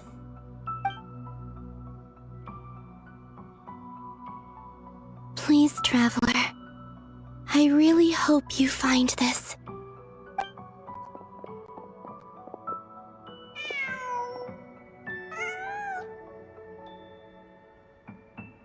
Huh. Just a cat. Nothing else here strikes me as noteworthy. Didn't you stay here for a couple of nights once? Before Rarir showed himself, yes. It's also where the Traveler and I first met. Did you notice anything unusual during your stay? I remember thinking how much noisier the flagship is at night compared to the graveyard. Other than that, no. The Traveler and Paimon were most congenial neighbors. This is where they've been staying, yes? Over here? That's right. I wouldn't usually condone breaking and entering, but we can make it up to them later. Focus now. I have to write a message on the wall using Kuvaki, just like I said on Moon Prayer Night. Simply open your windows on nights when the moon shines bright, and the moonlight will naturally flow towards the words I have written. Here goes. I'll need to carefully control my strength.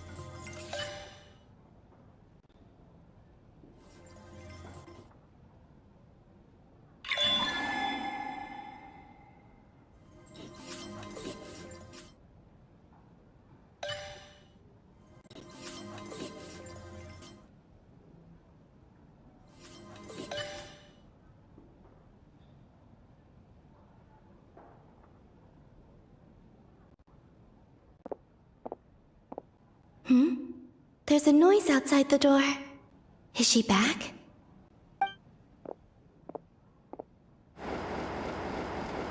Please, you have to see these words.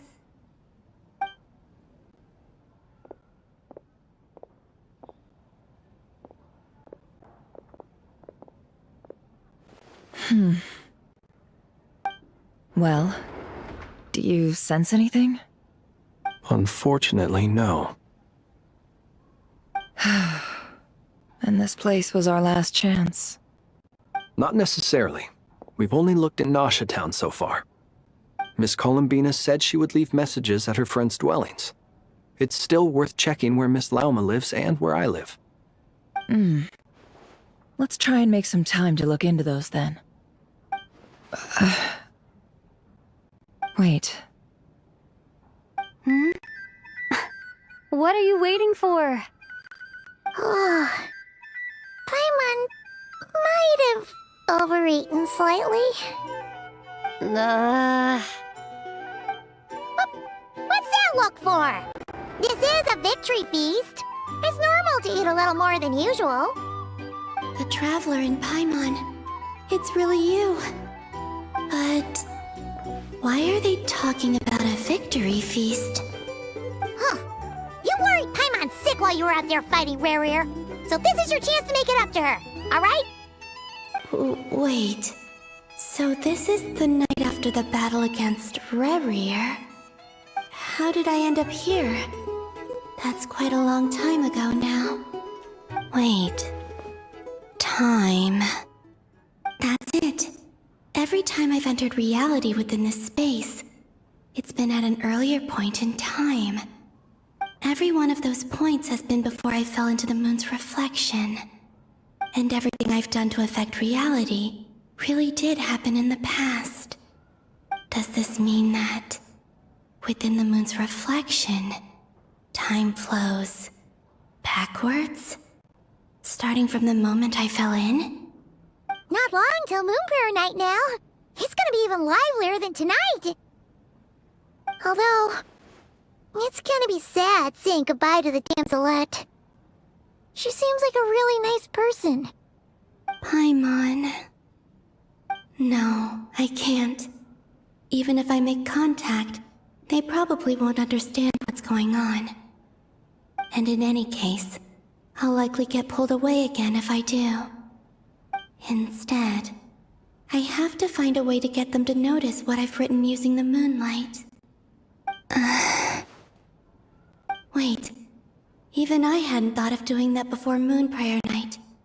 They'd never conceive of that possibility. Is there truly no other way? Don't lose heart. We'll find a way somehow. Huh? Oh, you say that, but the Frost Moon is beyond the fall sky. If we wanted to go visit her, how would we make it through to the other side? We might not have all the answers now, but I'm sure we'll find a way one day. Guess someone's gotta be the optimist. The present. The future. That's right. There are still things I can do. What's your plan? Flint's, when you were staying next door, did you ever open the window? No.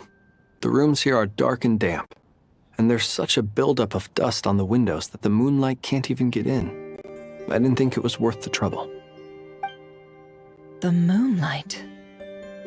I think I see where you're going. One moment. I'll see if the owner is available. Don't bother. Time is of the essence.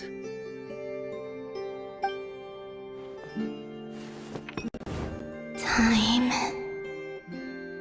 Even if no one sees what I've written at this moment, maybe someone will remember what I said after Moon Prayer Night. I need to write down as much information as I can. And maybe one day...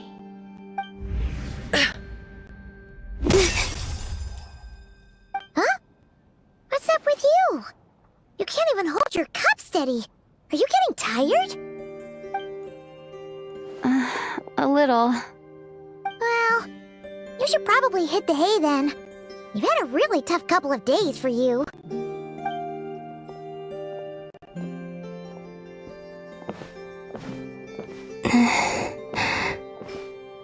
You truly have. You helped defeat Rerir, helped me reclaim my name, and you helped the others organize Moonprayer Night. Wherever you are right now, I'm sure you're still fighting against the injustices of fate. This is all I can leave for them. How I wish I could stay here. But it's time for me to go.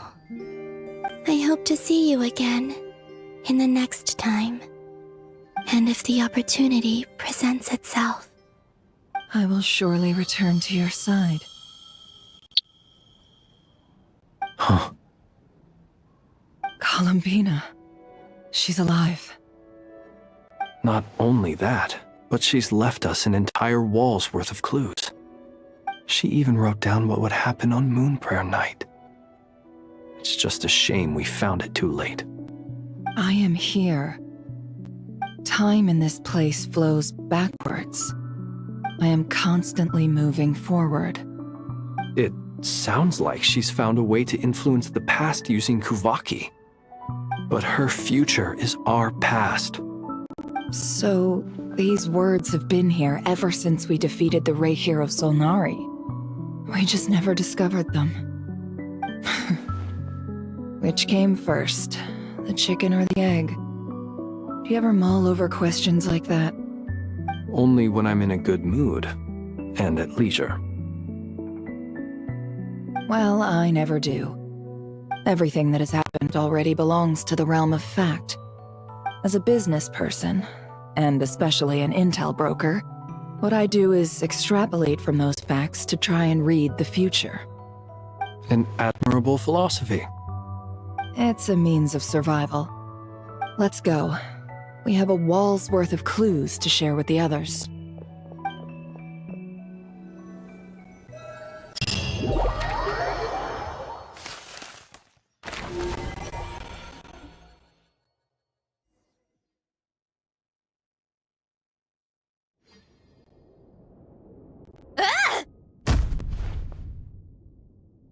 It appears that the doctor's energy signature has changed to something similar to Kuvaki, but not like the Kuvaki we're used to.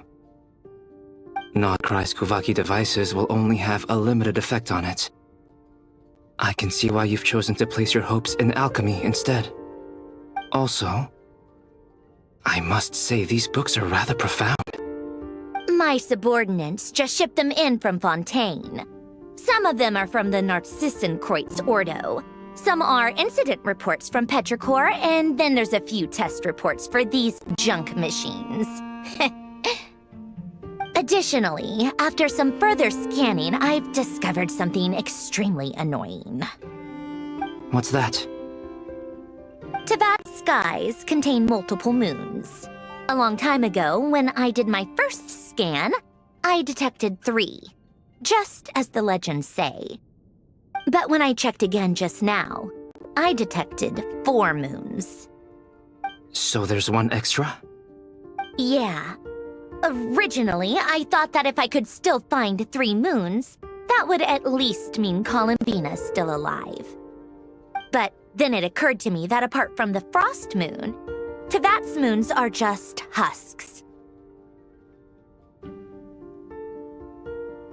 And husks surely shouldn't show up in the scan, since they're not alive. It's weird, isn't it? If we can't even distinguish between a dead and a living moon, how are we supposed to know whether a moon goddess is still alive? Or does this mean that the moon marrows are equivalent to the moons themselves? It's certainly possible. In which case, the 4th moon you detected may be Dottore artificial creation. So he wasn't bluffing. He really built his own moon marrow. Ugh! I'm so mad right now! It's easy to get overwhelmed when you have too much on your plate. Maybe you need to relax. Perhaps try going for a walk. Or simply take a few deep breaths. Nothing can calm me down at a time like this. I need more time, and I need progress.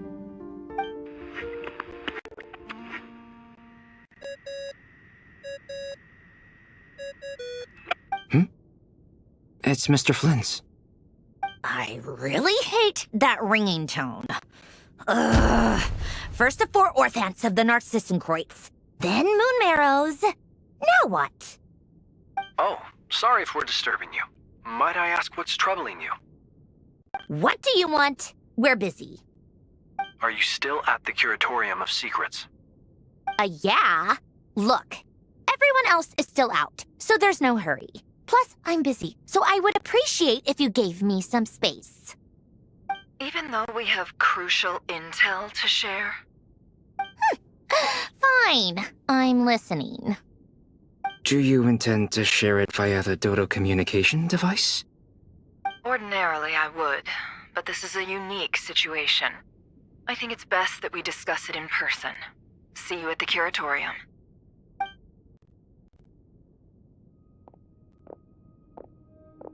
All right then.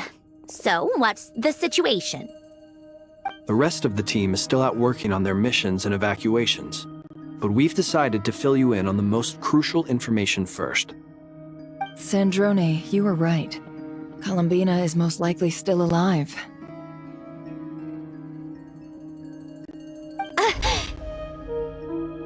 That's the best news we've received in a while. By a long way.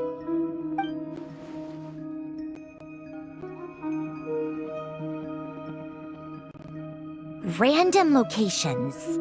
Appearing in reverse order? Are you serious? So not dying isn't enough for the moon goddess, huh? She has to show off too. Anyway, does this mean we can deduce her condition from the moon marrows? Miss Androne, there's nothing wrong with simply admitting that you're happy to hear the good news. I'm not. And she's the least of our problems. We're facing a huge crisis. If she can't control the flow of time in there, she's just gonna keep moving backwards. Different points in time won't intersect, and she'll never find a way out. Let's say life begins with a drop of water. When did time begin? The moment this planet came into being? No, that's not right. Her final destination would be the moment at which the space she is in was created. But it doesn't seem like we can influence that space from the outside world. So how can we help her? Also, if she's alive, Rarir and Thelindis might be too. But as far as we know, neither of them have come back out. That space may not have an exit at all. I'm afraid I must concur with Miss Nefer in this. Can't exactly argue with that. Let's leave it there for now. I've taken notes on everything you said. Will it help with your research? I doubt it's gonna help with breaking Dottore energy fields. But who knows when it might come in handy.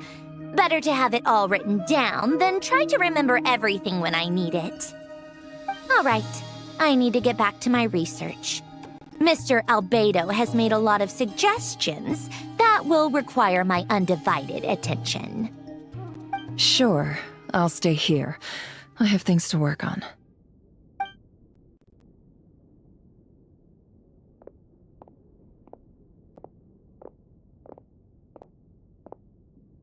Paimon, are you there?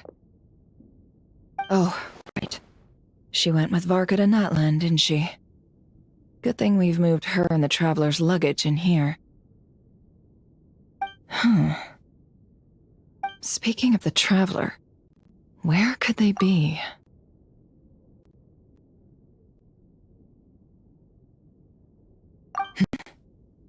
There's a note from Paimon. Paimon here. Not in at the moment, but if anyone needs to borrow her stuff or the Travelers, go ahead and help yourself. Paimon won't be mad. Also, Traveler, if you get back before Paimon, make sure to get some rest. Paimon misses you a lot, but put your health first, alright? How sweet. Well, since you offered, Paimon, don't mind if I do. This is the Traveler and Paimon's luggage. All the items they use day to day are here. It's well organized. I wonder which of them is responsible for that. What do we have here?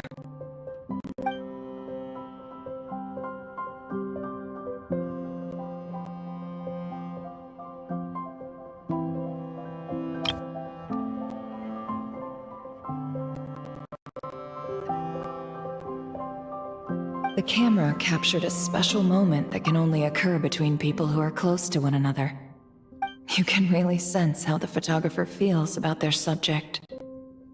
I wonder why this picture was placed outside. Is it because Paimon recently looked at it?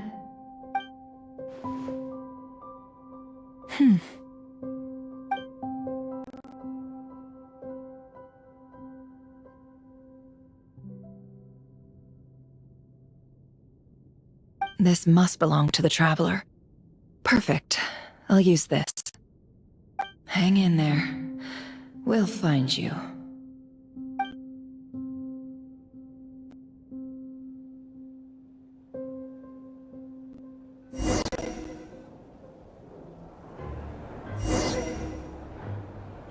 Polonia. Search keyword world formula and bring me all relevant books.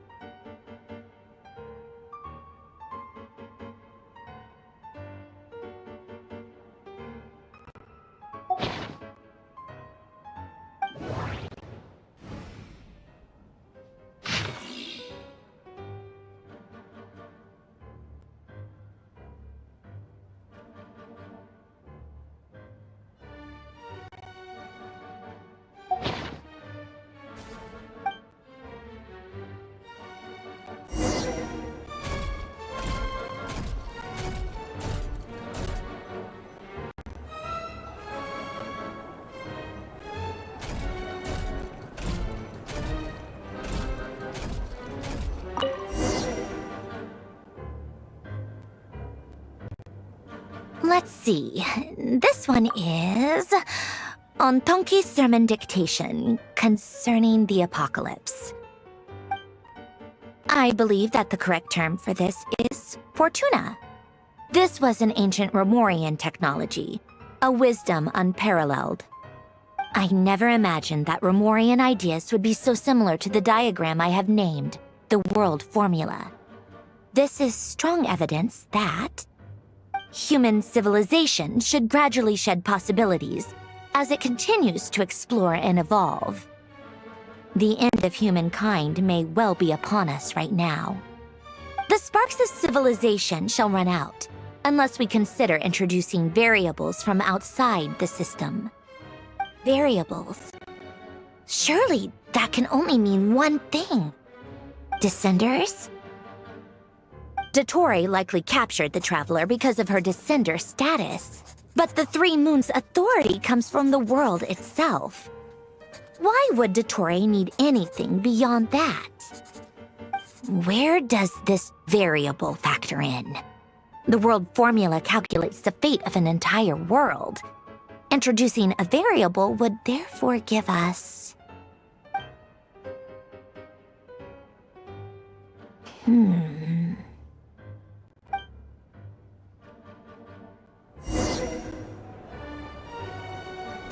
Polonia, search keyword pathway and bring me all relevant books.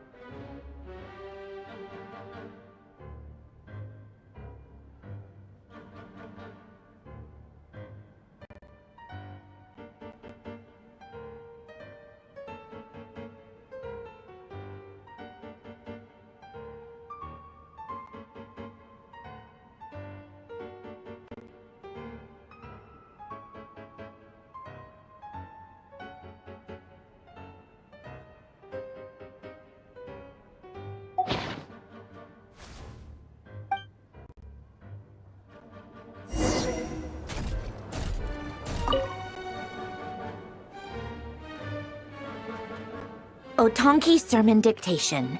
Explications on the Chemical Marriage. These titles are pretty esoteric.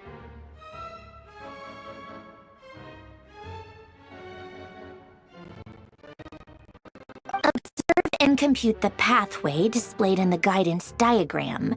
Deconstructing and reversing its effects could generate potential ideas. So, it's one of Renee's draft lectures. Deconstructing the pathway. I suppose that could lead to a breakthrough.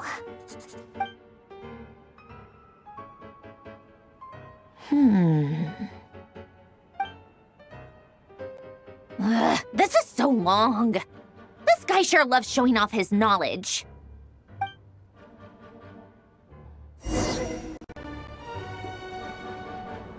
Polonia. Search keyword tree model and bring me all relevant books.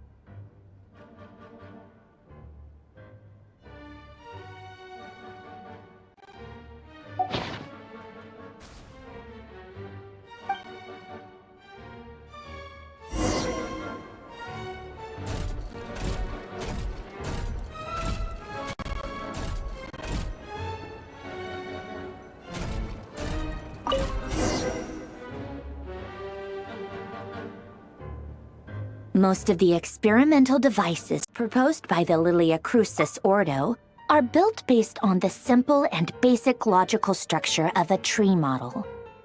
Lilia Crucis. Guess they were trying to cover up the name of the Narcissenkreuz Ordo? When Duke St. Germanus departed, he said, "It seems that there's no going back." Alas, he is only a genius when it comes to machines.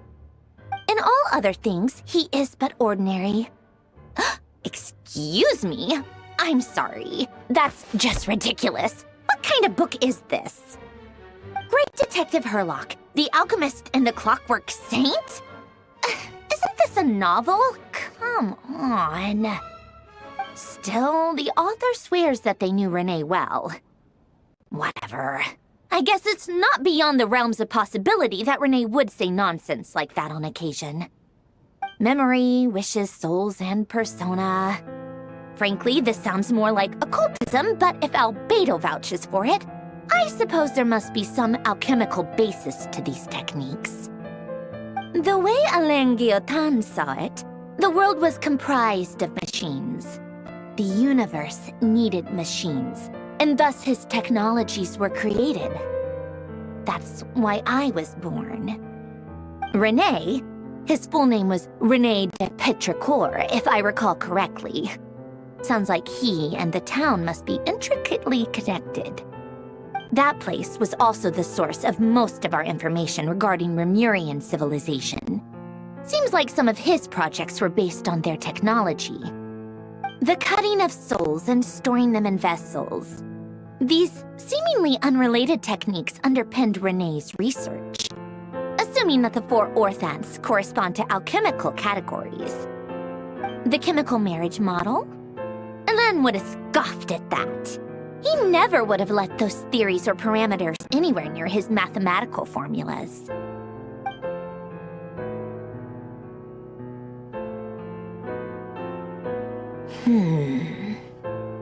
What was Alain's view on Renee?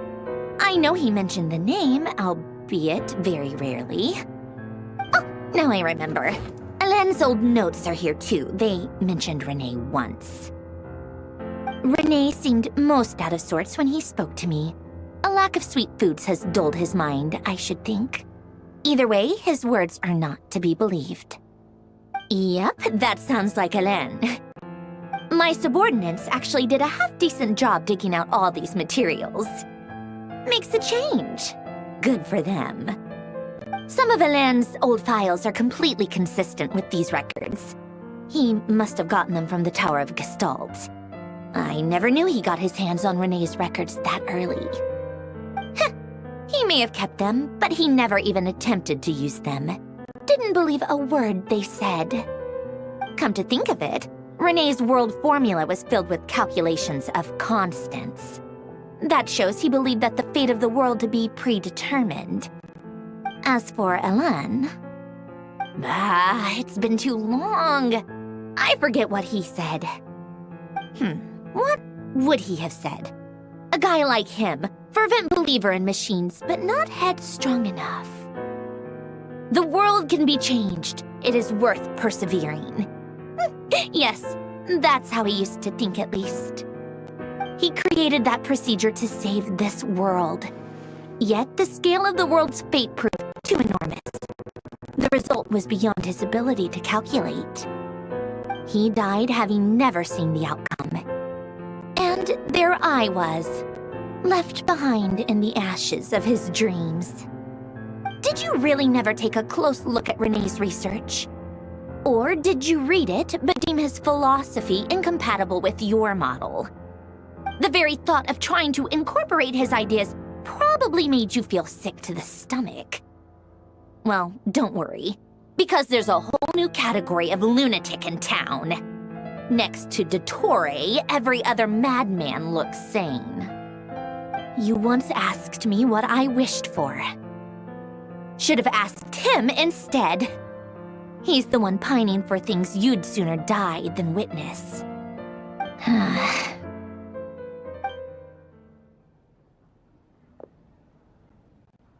Even the tiniest variable can make big waves in the present. Now then, allow me to put these incompatible fragments together in your stead. First, establish and verify the existence of the Great Circle. Absolute nihil on one end, absolute reality on the other. Now, search between these two extremes. Then, the construction criteria. Variables. The sparks of civilization shall run out unless we consider introducing variables from outside the system. Input variables. Traverse the world, space-time, and civilization. Then extract the essential nodes from the records to determine which variables they point to. The primordial power that differentiated itself from the void. The power of light. Yes, light. Records. Hyperborea.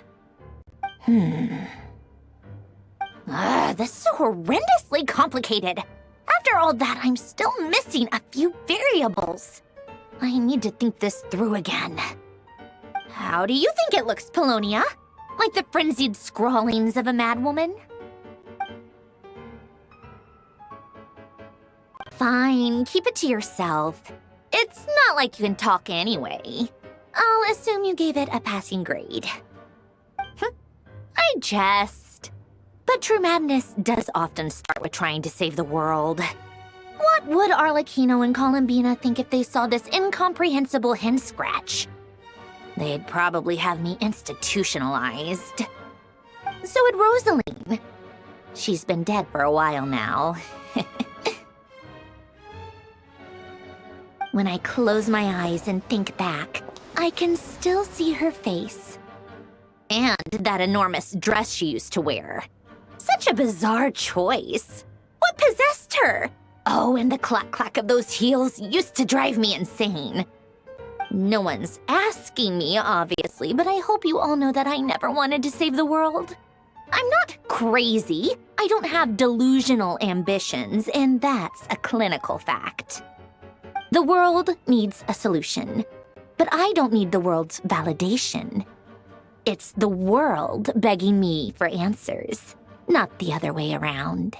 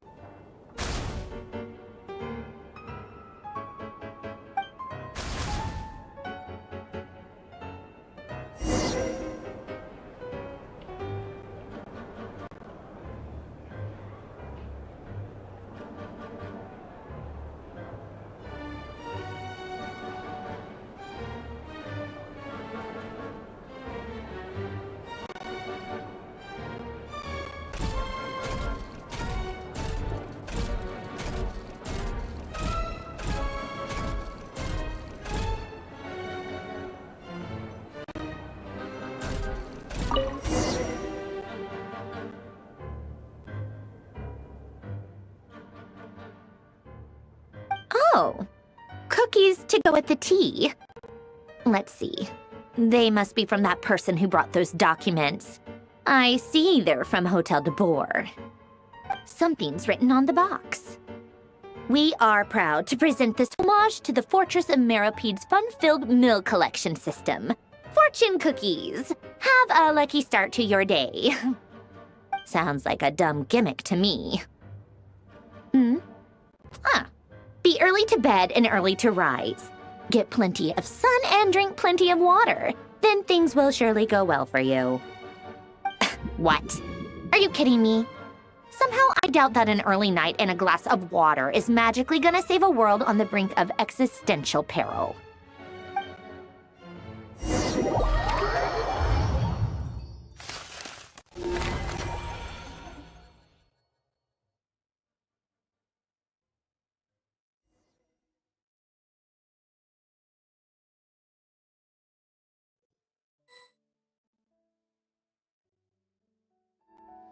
Lady Arlecchino, word has reached us that Lady Marionette's troops are all in position. They are ready to act as soon as the order is given.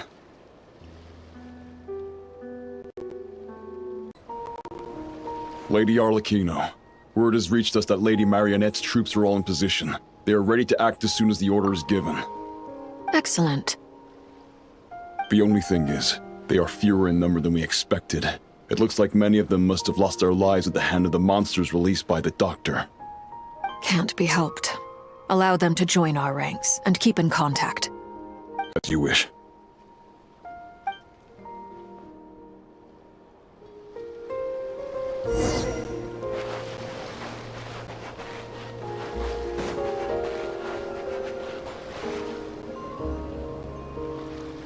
It's been a while, Arlecchino. You look well. Did Dottore really have to build his lab right on the sole path between Snezhnaya and Nodcry? Had to go on a huge detour to stay out of its line of sight. Sounds like an arduous journey. I assume you've brought word from Her Majesty? Of course, all part of the job.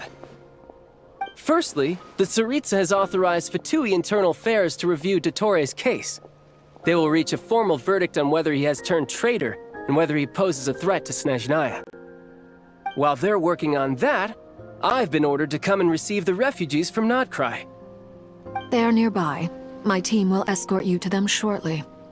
Great. Aside from that, Her Majesty has a message for you and Sandrone personally. Huh? Where is Sandrone? She stayed behind to work since I was making the trip anyway. It seemed sensible to have one person on standby at base while the other came out to meet you. All right, guess that's just how she rolls. In that case, tell her that the Tsaritsa's decree this time is pretty awesome sounding. I think she'll like this one. Still, I wonder what... Wait, what's that?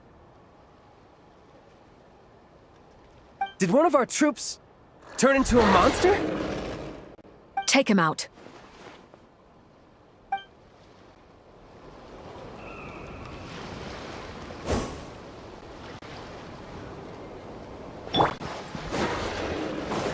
Riptide! Yeah! Overruled! You've gotten stronger, Arlecchino.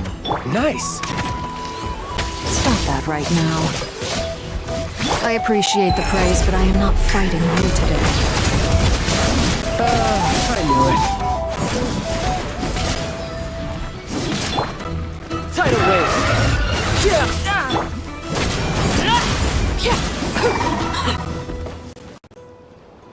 I can't believe it. He was a living, breathing human one moment, and the next... Another fine piece of work by our dear colleague, I'm afraid. What in the world has been going on in Nodcry? A lot. But long story short, Dottore stole 2 moon marrows that should have belonged to Columbina, then built a 3rd moon marrow of his own to concentrate the Trilunar Authority in his hands. What? What do you mean he built a moon marrow? People build roads and houses, not moon marrows. What's his next DIY project? He's gonna build a god? You could stand to be less surprised. We are harbingers. The work we are engaged in makes the creation of gods seem mundane by comparison. I tell everyone who asks that you once crossed swords with Rex Lapis while serving as a key supporter for Rosaline's plan. But right now, you're acting like a common adventurer. Thanks for speaking up for me. Those 2 really took me for a ride back then. Then again, surely no common adventurer would manage to get tangled up with them the way I did. That's gotta count in my favor, right? It almost sounds like you wish to repeat the experience. I might have to lower my opinion of you. No. I'll stop talking. Please, go on. Dottore is currently still experimenting with his newfound power in ways that continue to corrode the outside world. As for the human mutation, I believe this is simply a consequence of his experiments, and not a strategic move. That radiant beast was once a subordinate of Sandrone's.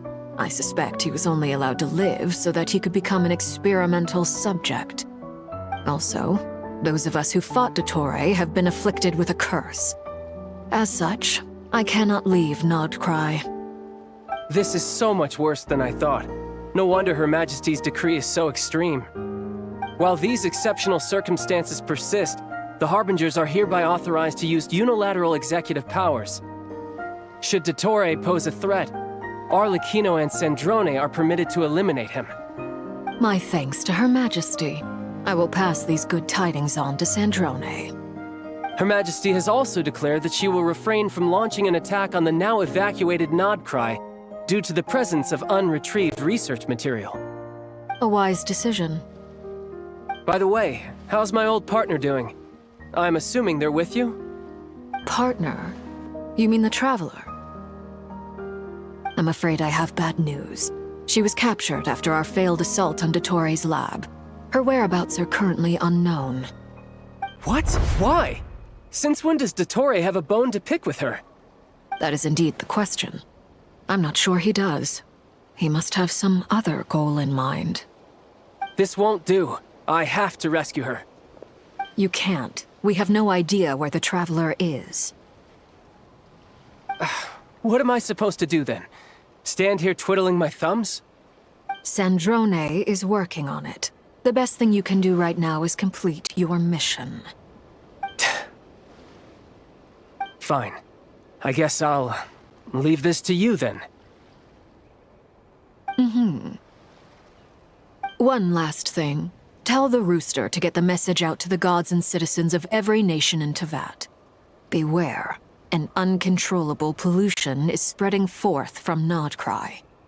The source of that pollution is a madman drunk on the success of his experiments. The Fatui and our allies will endeavor to contain the threat.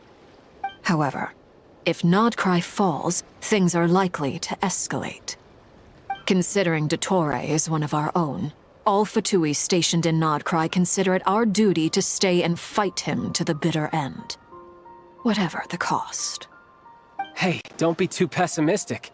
If it comes to it, I'm sure Her Majesty won't stand by and do nothing. I hope you're right.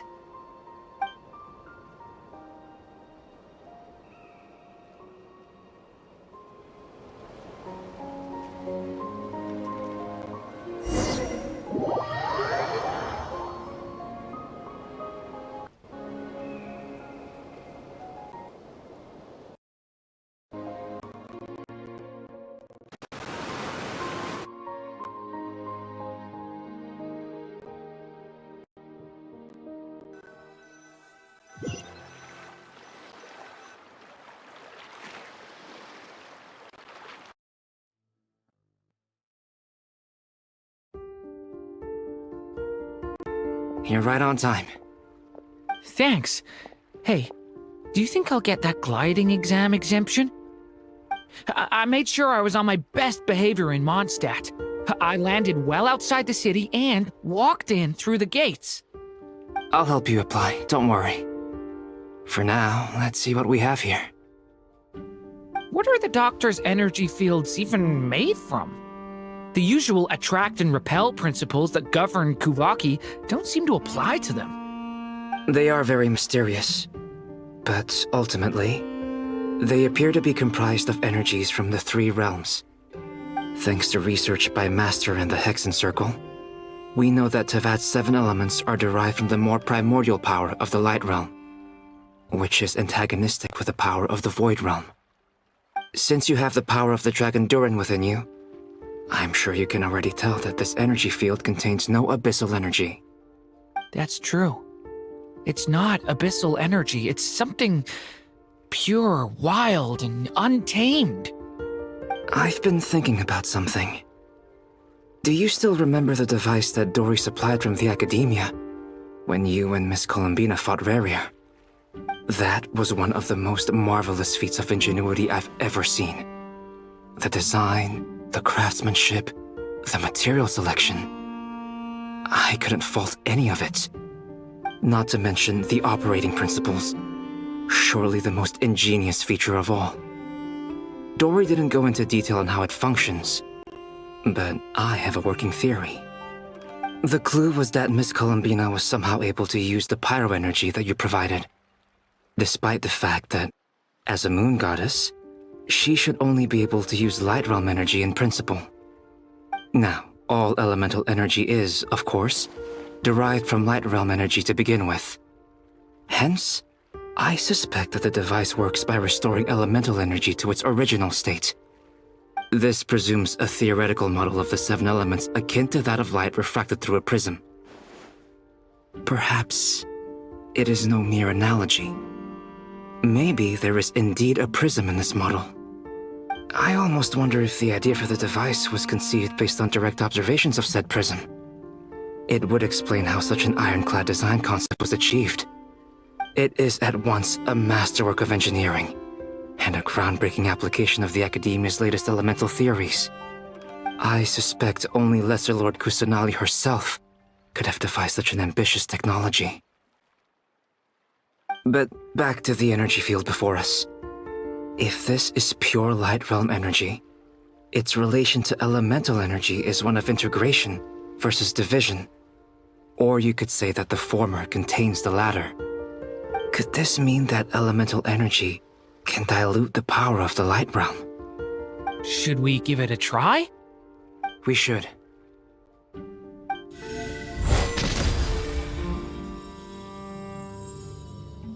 Ha! It works! Clear signs of disruption were detected at the periphery of the energy field. This indicates that elemental energy can disturb or even negate the field. Now you try. All right, here goes. It's working! Switch to abyssal energy and attack again.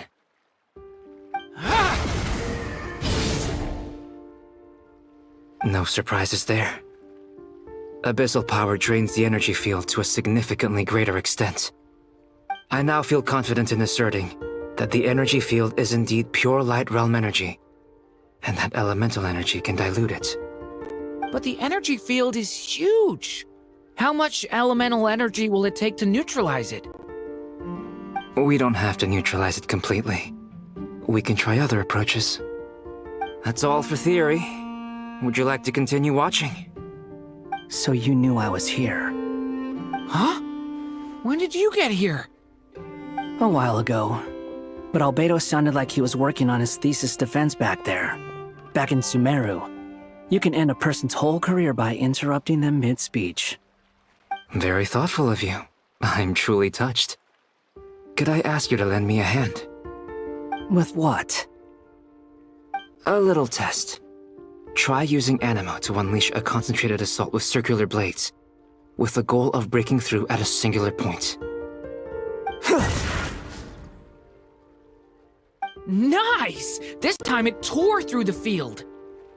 Tremendous. This is a major breakthrough. Should we go through? We probably shouldn't risk having mutually antagonistic energies in such close proximity. Durin, you stay here and watch the entrance. Hat Guy and I will go in to investigate. Sounds sensible to me. Keep your eyes peeled, Durin. Don't worry, I got this. You two be careful in there. Just give me the signal if you need help and I'll dive right in. What do you mean, signal? It's based on a new alchemical concoction I developed last month.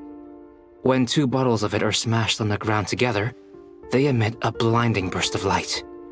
If it comes to that, remember to shield your eyes with your hat. Glad I asked. Thanks for the heads up.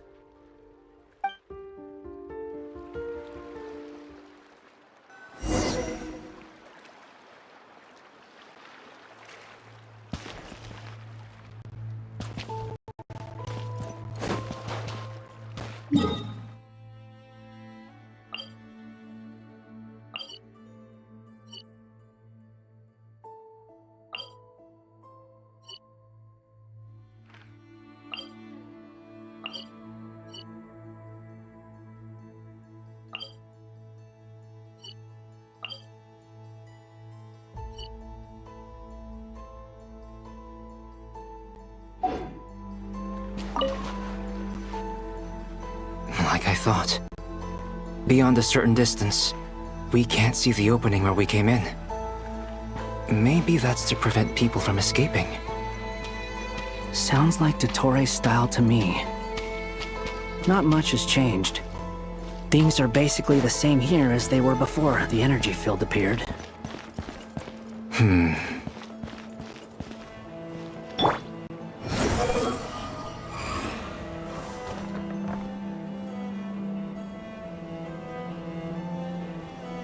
They have no heartbeats and they're not breathing. We can only assume they're dead. But there are no visible wounds. Also, there's an animal squatting next to each body. It's watching us. That's not an animal's gaze. What are you trying to tell us? Doesn't seem eager to talk. I guess maybe it's just an animal after all. Let's keep looking around.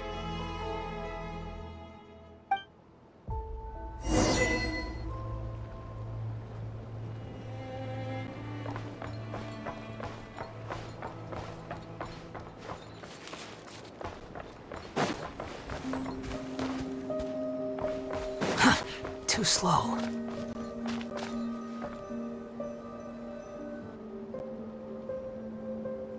Same situation everywhere.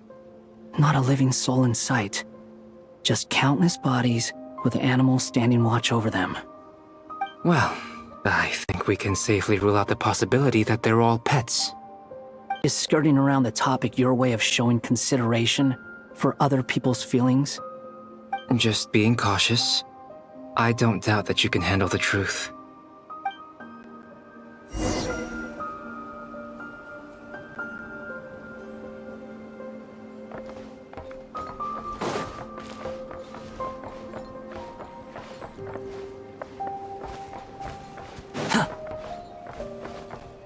Behold! Careful. Please. Help us. Please. Over there, I hear a voice.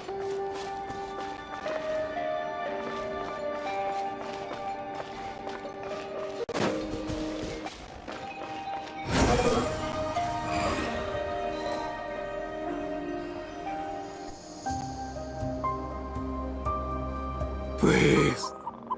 Help us. Please. What happened here? I don't know. Suddenly, everyone collapsed. Then my line of sight got lower. I still have some of my senses left. I gotta get out of here.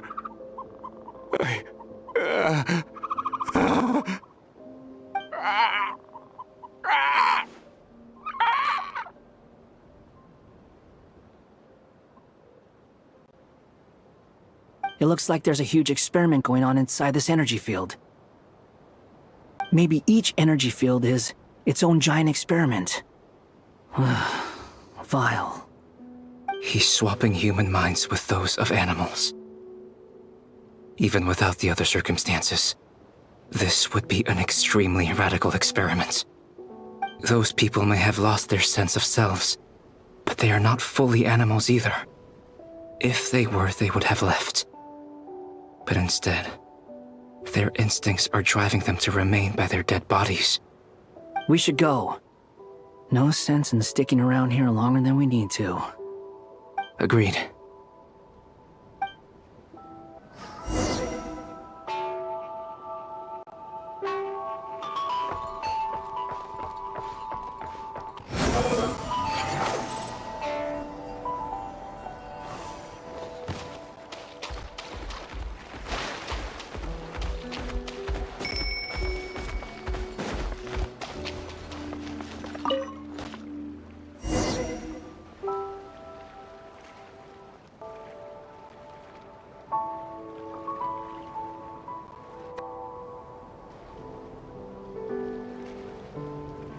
You're back! Everything okay?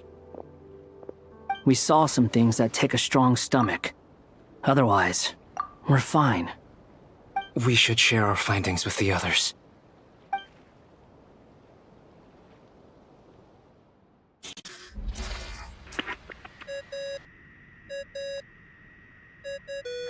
Yes? Who is it? Miss Nefer, it's me, Albedo. We found a way to break through the energy fields. With enough control, it's possible to tear them open using elemental energy.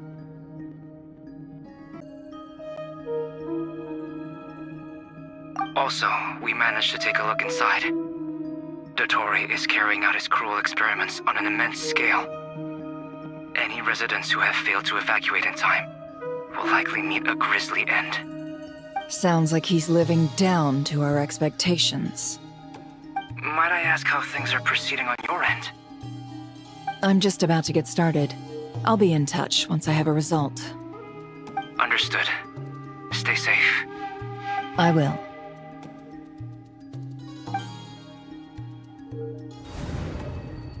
Well, Nefer, I'll link up with you once my tasks are complete. What makes you think I'd need you to do that? I'll need it. And considering the way you approach certain matters, I think you'll be better off with me present.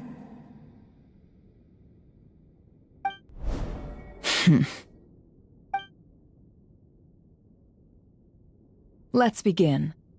Entering simulation mode.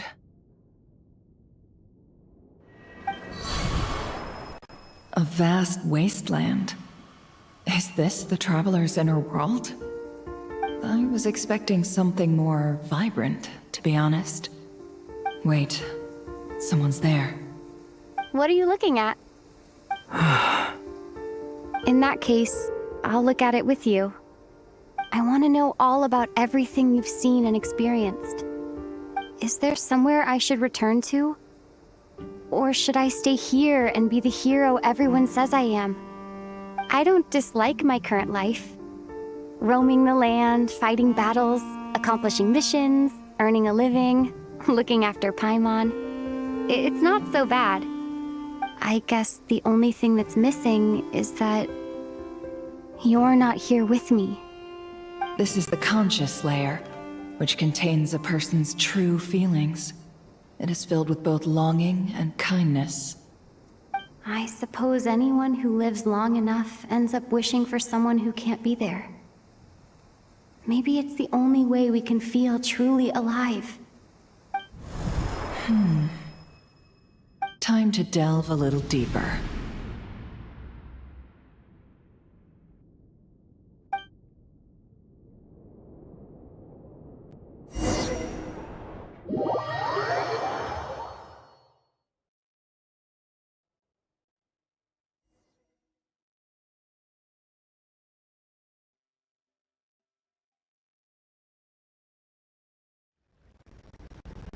Nasha Town is hardly the optimal choice for a place to live, but it has character and a reasonable population density. What are you trying to say? Oh, don't be nervous. I was just thinking where might make a good starting point for your journey. Perhaps I should send you further afield. Conria, perhaps. Conria ceased to exist long ago. Once again, you fail to understand the possibilities that the Tri-Lune creates. Anything that has existed in the past, I can now recreate. You simply do not wish to see that happen. That might be because you miss your sibling and fear getting answers that you are not ready to learn. But this is not for me to judge. If we are to collaborate, we need to maintain an amicable relationship. In a moment, you will be able to... Oh no. What are you...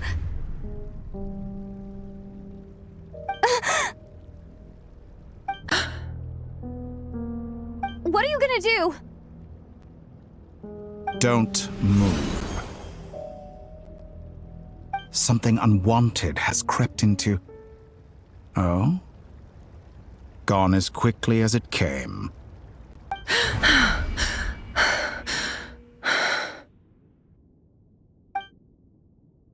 Did you save me? If I hadn't cut the connection, Dottore might have caught you from the other side and destroyed you. This was a good idea. But once is plenty. You were exceptionally brave. Excellent work. Thanks, but now's not the time for that.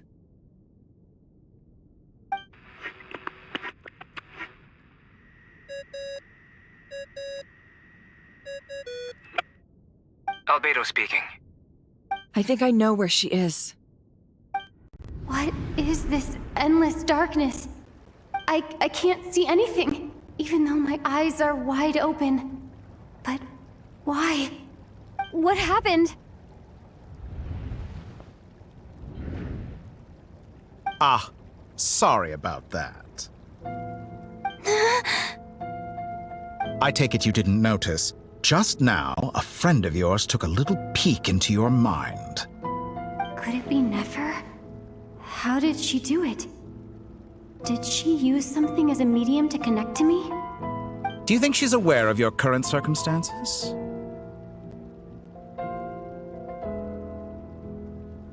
Oh dear.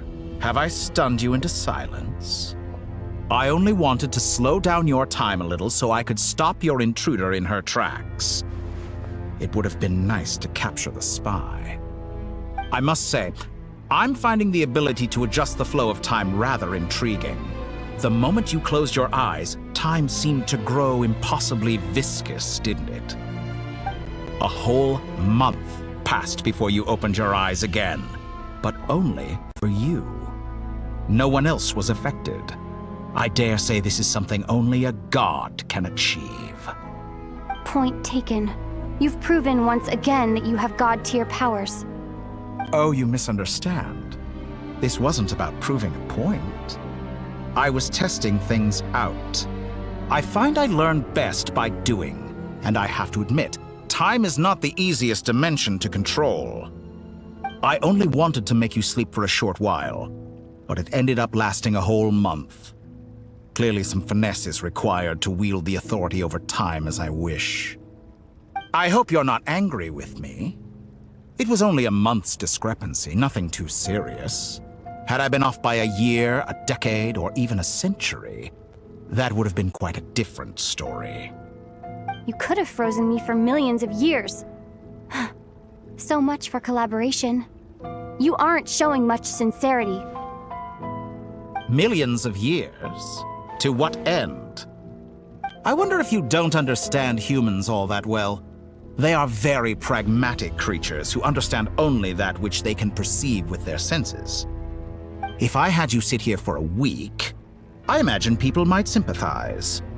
But if I left you here for 100, 1,000, or 10,000 years, the sheer size of that number would cause it to lose all meaning to them. They would not have the capacity to comprehend your suffering, and thus they could not empathize. Unfortunately, while gods do exist in Tevat, it is ordinary humans that account for most of the population. Their lifespans are so limited, their bodies so fragile. Did you ever really hope that they could begin to understand someone like you? Your long life and unique origins make you fundamentally different from them. How long will it be before they start to treat you like the alien you are? Before you are ostracized, outcast? Alien. Even I feel bad for you sometimes. This world has made you into a slave. So many times you have served its will, and not once have the powers that be ever thought to grant you the one simple thing you wish for. You have been treated most unfairly. I can change that. I will grant you special privileges and give you back the status you rightly deserve as a descender.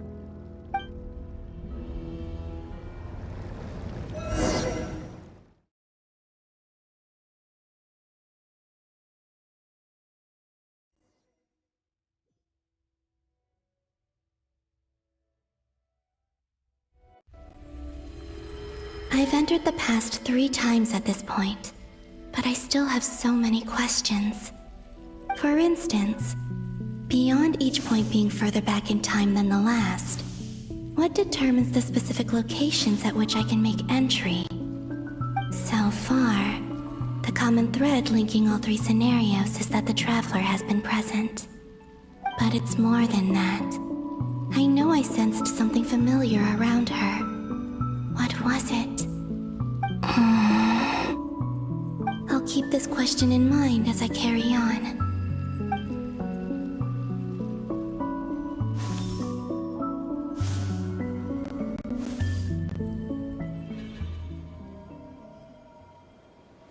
Humans, you never change. Always trying to use powers you neither comprehend nor control. This looks like Star Sand Shoal. Was this before Rerir regained his physical form?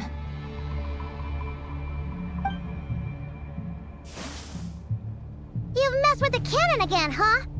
Sorry, but this round's not gonna go your way. The cannon. That's right.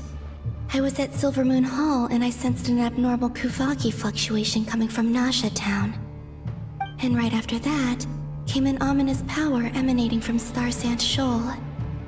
My body was once torn into countless pieces and hurled into the swirling chaos of time itself. But even so, my life and will were not extinguished. I wonder if I could try to prevent his resurrection. But how would I do it? What can I do, here and now? Traveler! Behind you! Look at that light!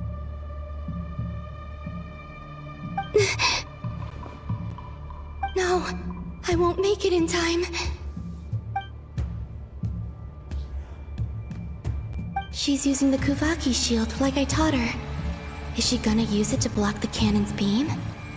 She's strong. I'm sure she can manage. But the force released when the beam impacts the shield might lead to collateral damage. Easy Island. The Frost Moon Scions will be exposed to lethal levels of Kuvaki. A question, if I may. Kind Miss Columbina. When the cannon's Kuvaki beam was deflected earlier, I saw several bolts of energy streak toward Hisi Island, only to be blocked. Did you also have a hand in that? Maybe that really was me after all. Well, future me. But I don't know if I have enough power left. Siki sato pasa sais, niti ipotuftos. There's no time. Osestikos palatinition risuriku, topia to aithion feraton. I have to make it. Oh, Frost Moon. Oh, great land. Oh, slumbering moonlight of Nodcry. If you can hear me, if you can sense my call, then please, heed me once more!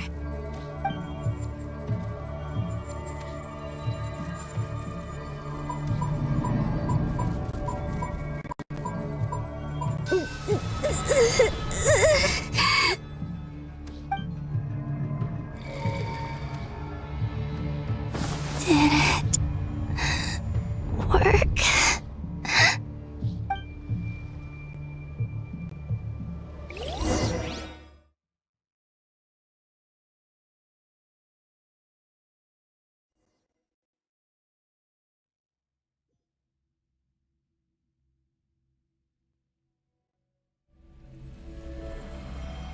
Hey, wake up. Hey, did you hear me?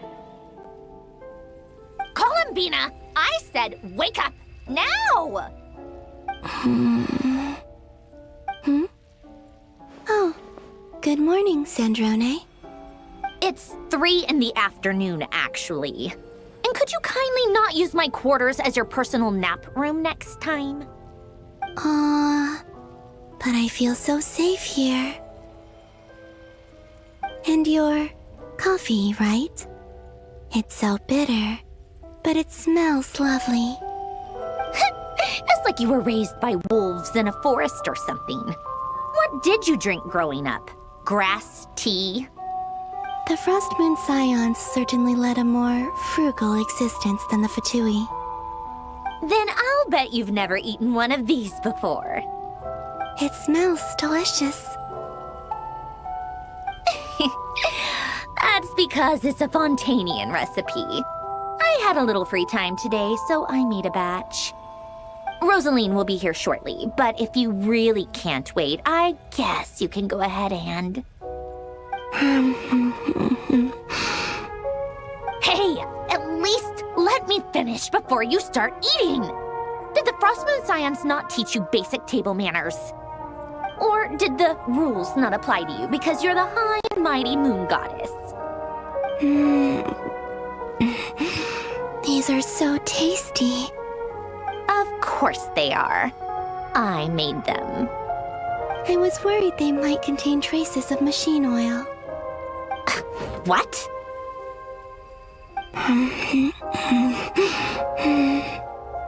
You know, there's something I've always wanted to ask you.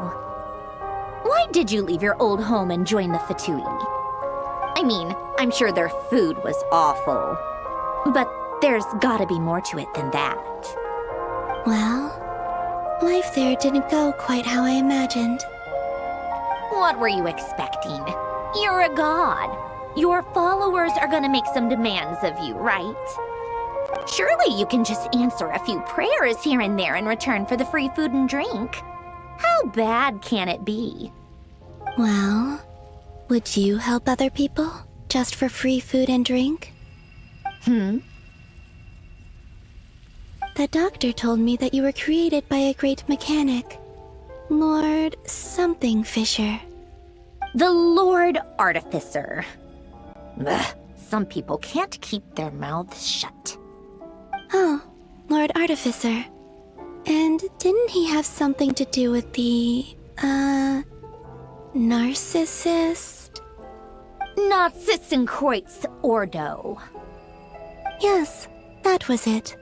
Narcissenkreuz Ordo. So, would you try to fulfill their wishes? You must be joking. I wouldn't go even if they paid me.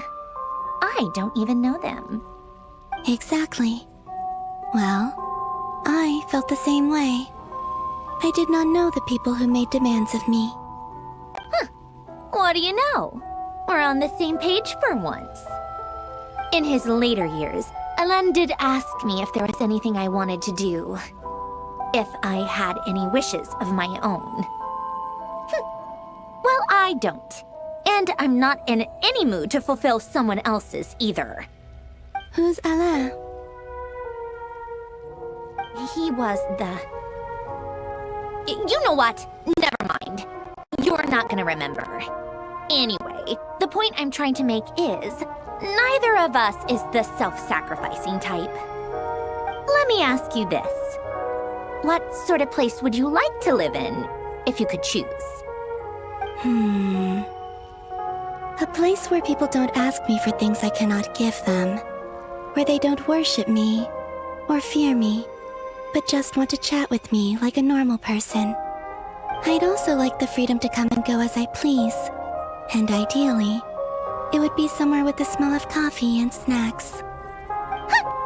Not to burst your bubble, but no such place exists in the world. Now, take your snacks and scram.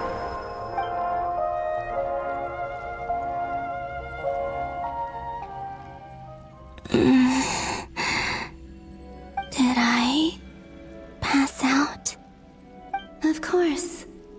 I'm back here again. I dreamed of events from my past. Sandrone. Traveler. I miss you all so much. Back there, I guess I managed to harness all the Kuvaki energy on Hisi Island. But how did I do it? Time is flowing backwards here, and I can use that familiar power to enter the world of the past. That mystery ally everyone talked about. It was me all along. I can sense that there isn't much more power remaining up ahead.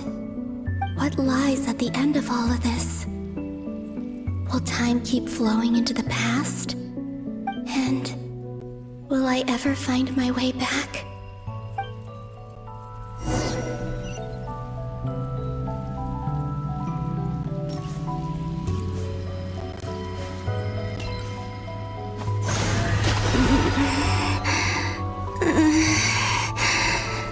It's getting harder and harder to use my power.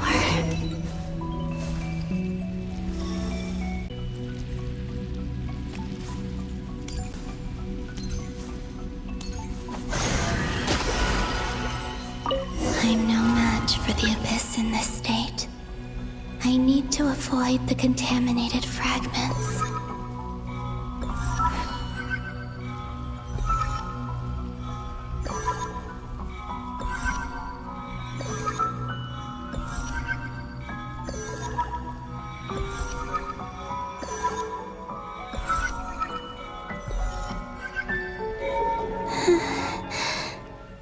Time to go. I wonder where I'll find myself this time.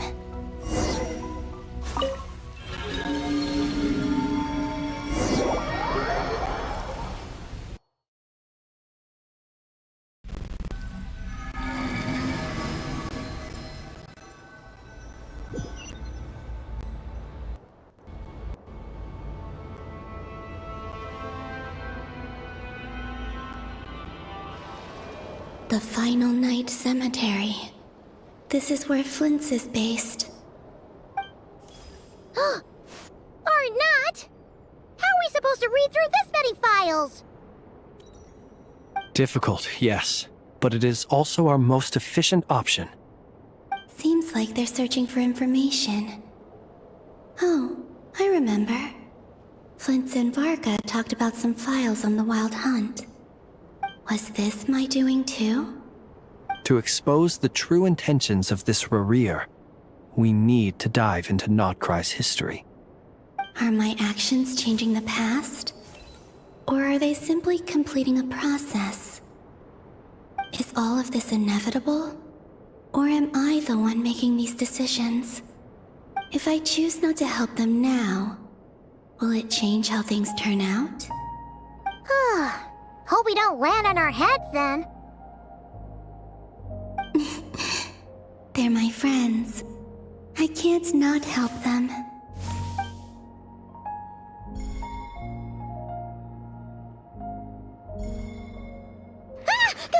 Ghost! And the other one was...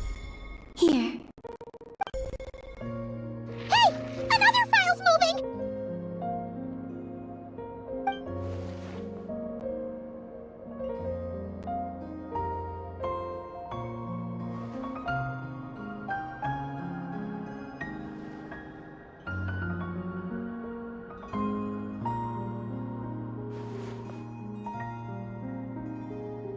That should do it.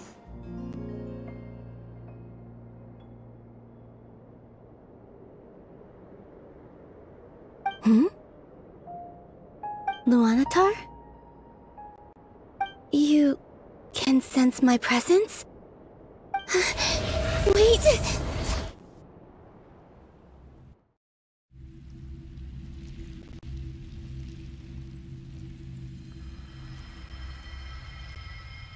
Luanatar. So she's that familiar presence I've been sensing all along. She's always been by the Traveler's side. That explains why the Traveler has been there each time I've entered the past. But why Luanatar? Is it because she has a connection to me as the Moon Goddess's familiar? If so, why not any other Kuhenki? That's...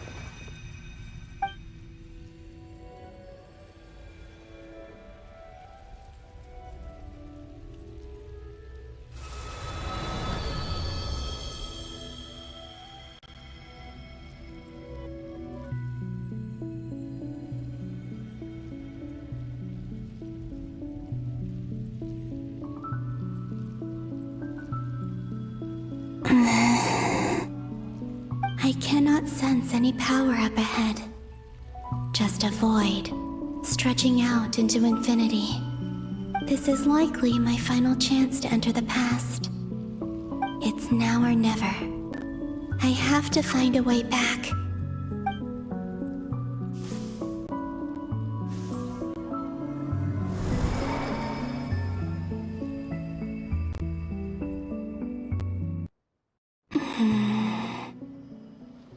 VII Island? How far back in time is this? Where's Luanatar? I can't sense her presence this time.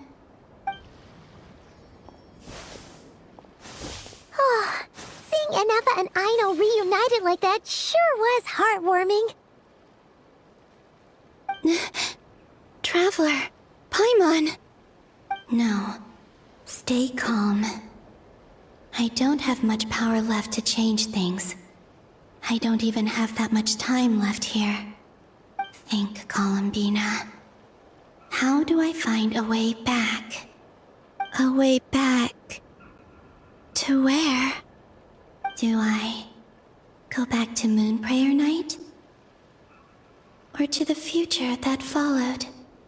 And if I return in my current state, what will become of me then? Dottoro's actions that day proved that he'd been planning that for a long time.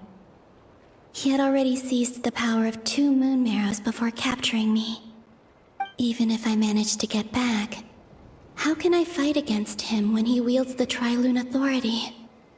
I can't. If I go back like this, I'll be playing right into his hands. I have to find some way of rivaling the power he has usurped. Wait. Time flowing backwards. The Tri-Lune Authority. Does that mean... I think I know what the final destination of this lunar reflection might be. I know what I must do. Speaking of homes, we must already be close to where the Frost Moon Scions live. The vibe here feels different, just like the scenery. But how do I communicate my plan to my friends? Should I write it down here?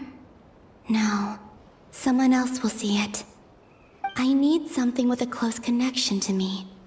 Something I can use as a medium to tell them what's happened to me in here.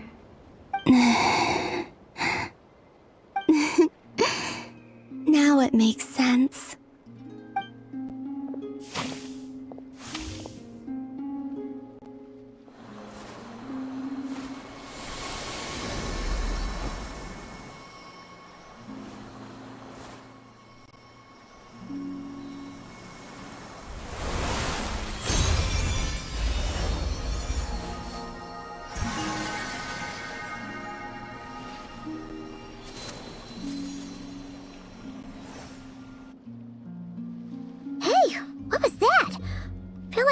Sort of breeze blew by, and then the petals suddenly turned into... Huh? It was I who brought Luanatar into being. I gave up a piece of my own soul to create her. That's why I could sense a familiar power from the moment I entered this space. It also explains why she's been present in every past location that I've entered. Because we have a deep connection. Hey there! What's your name? And the reason why there are no more gates to the past after this point is that Luanatar hadn't been born then. No wonder I sensed the trace of a blessing when we first met. But I still didn't recognize the soul hidden within you. Back then, I was just a little lost dove. I had yet to become Columbina Hyposelenia. Go on now. We've got stuff to do. Best you find someone else to hang out with. Hey, you scared it off.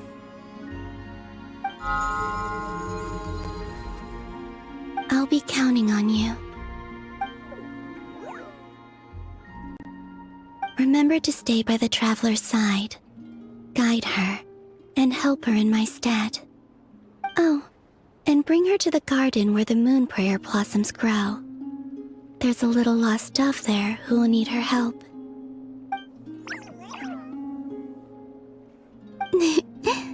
Go on.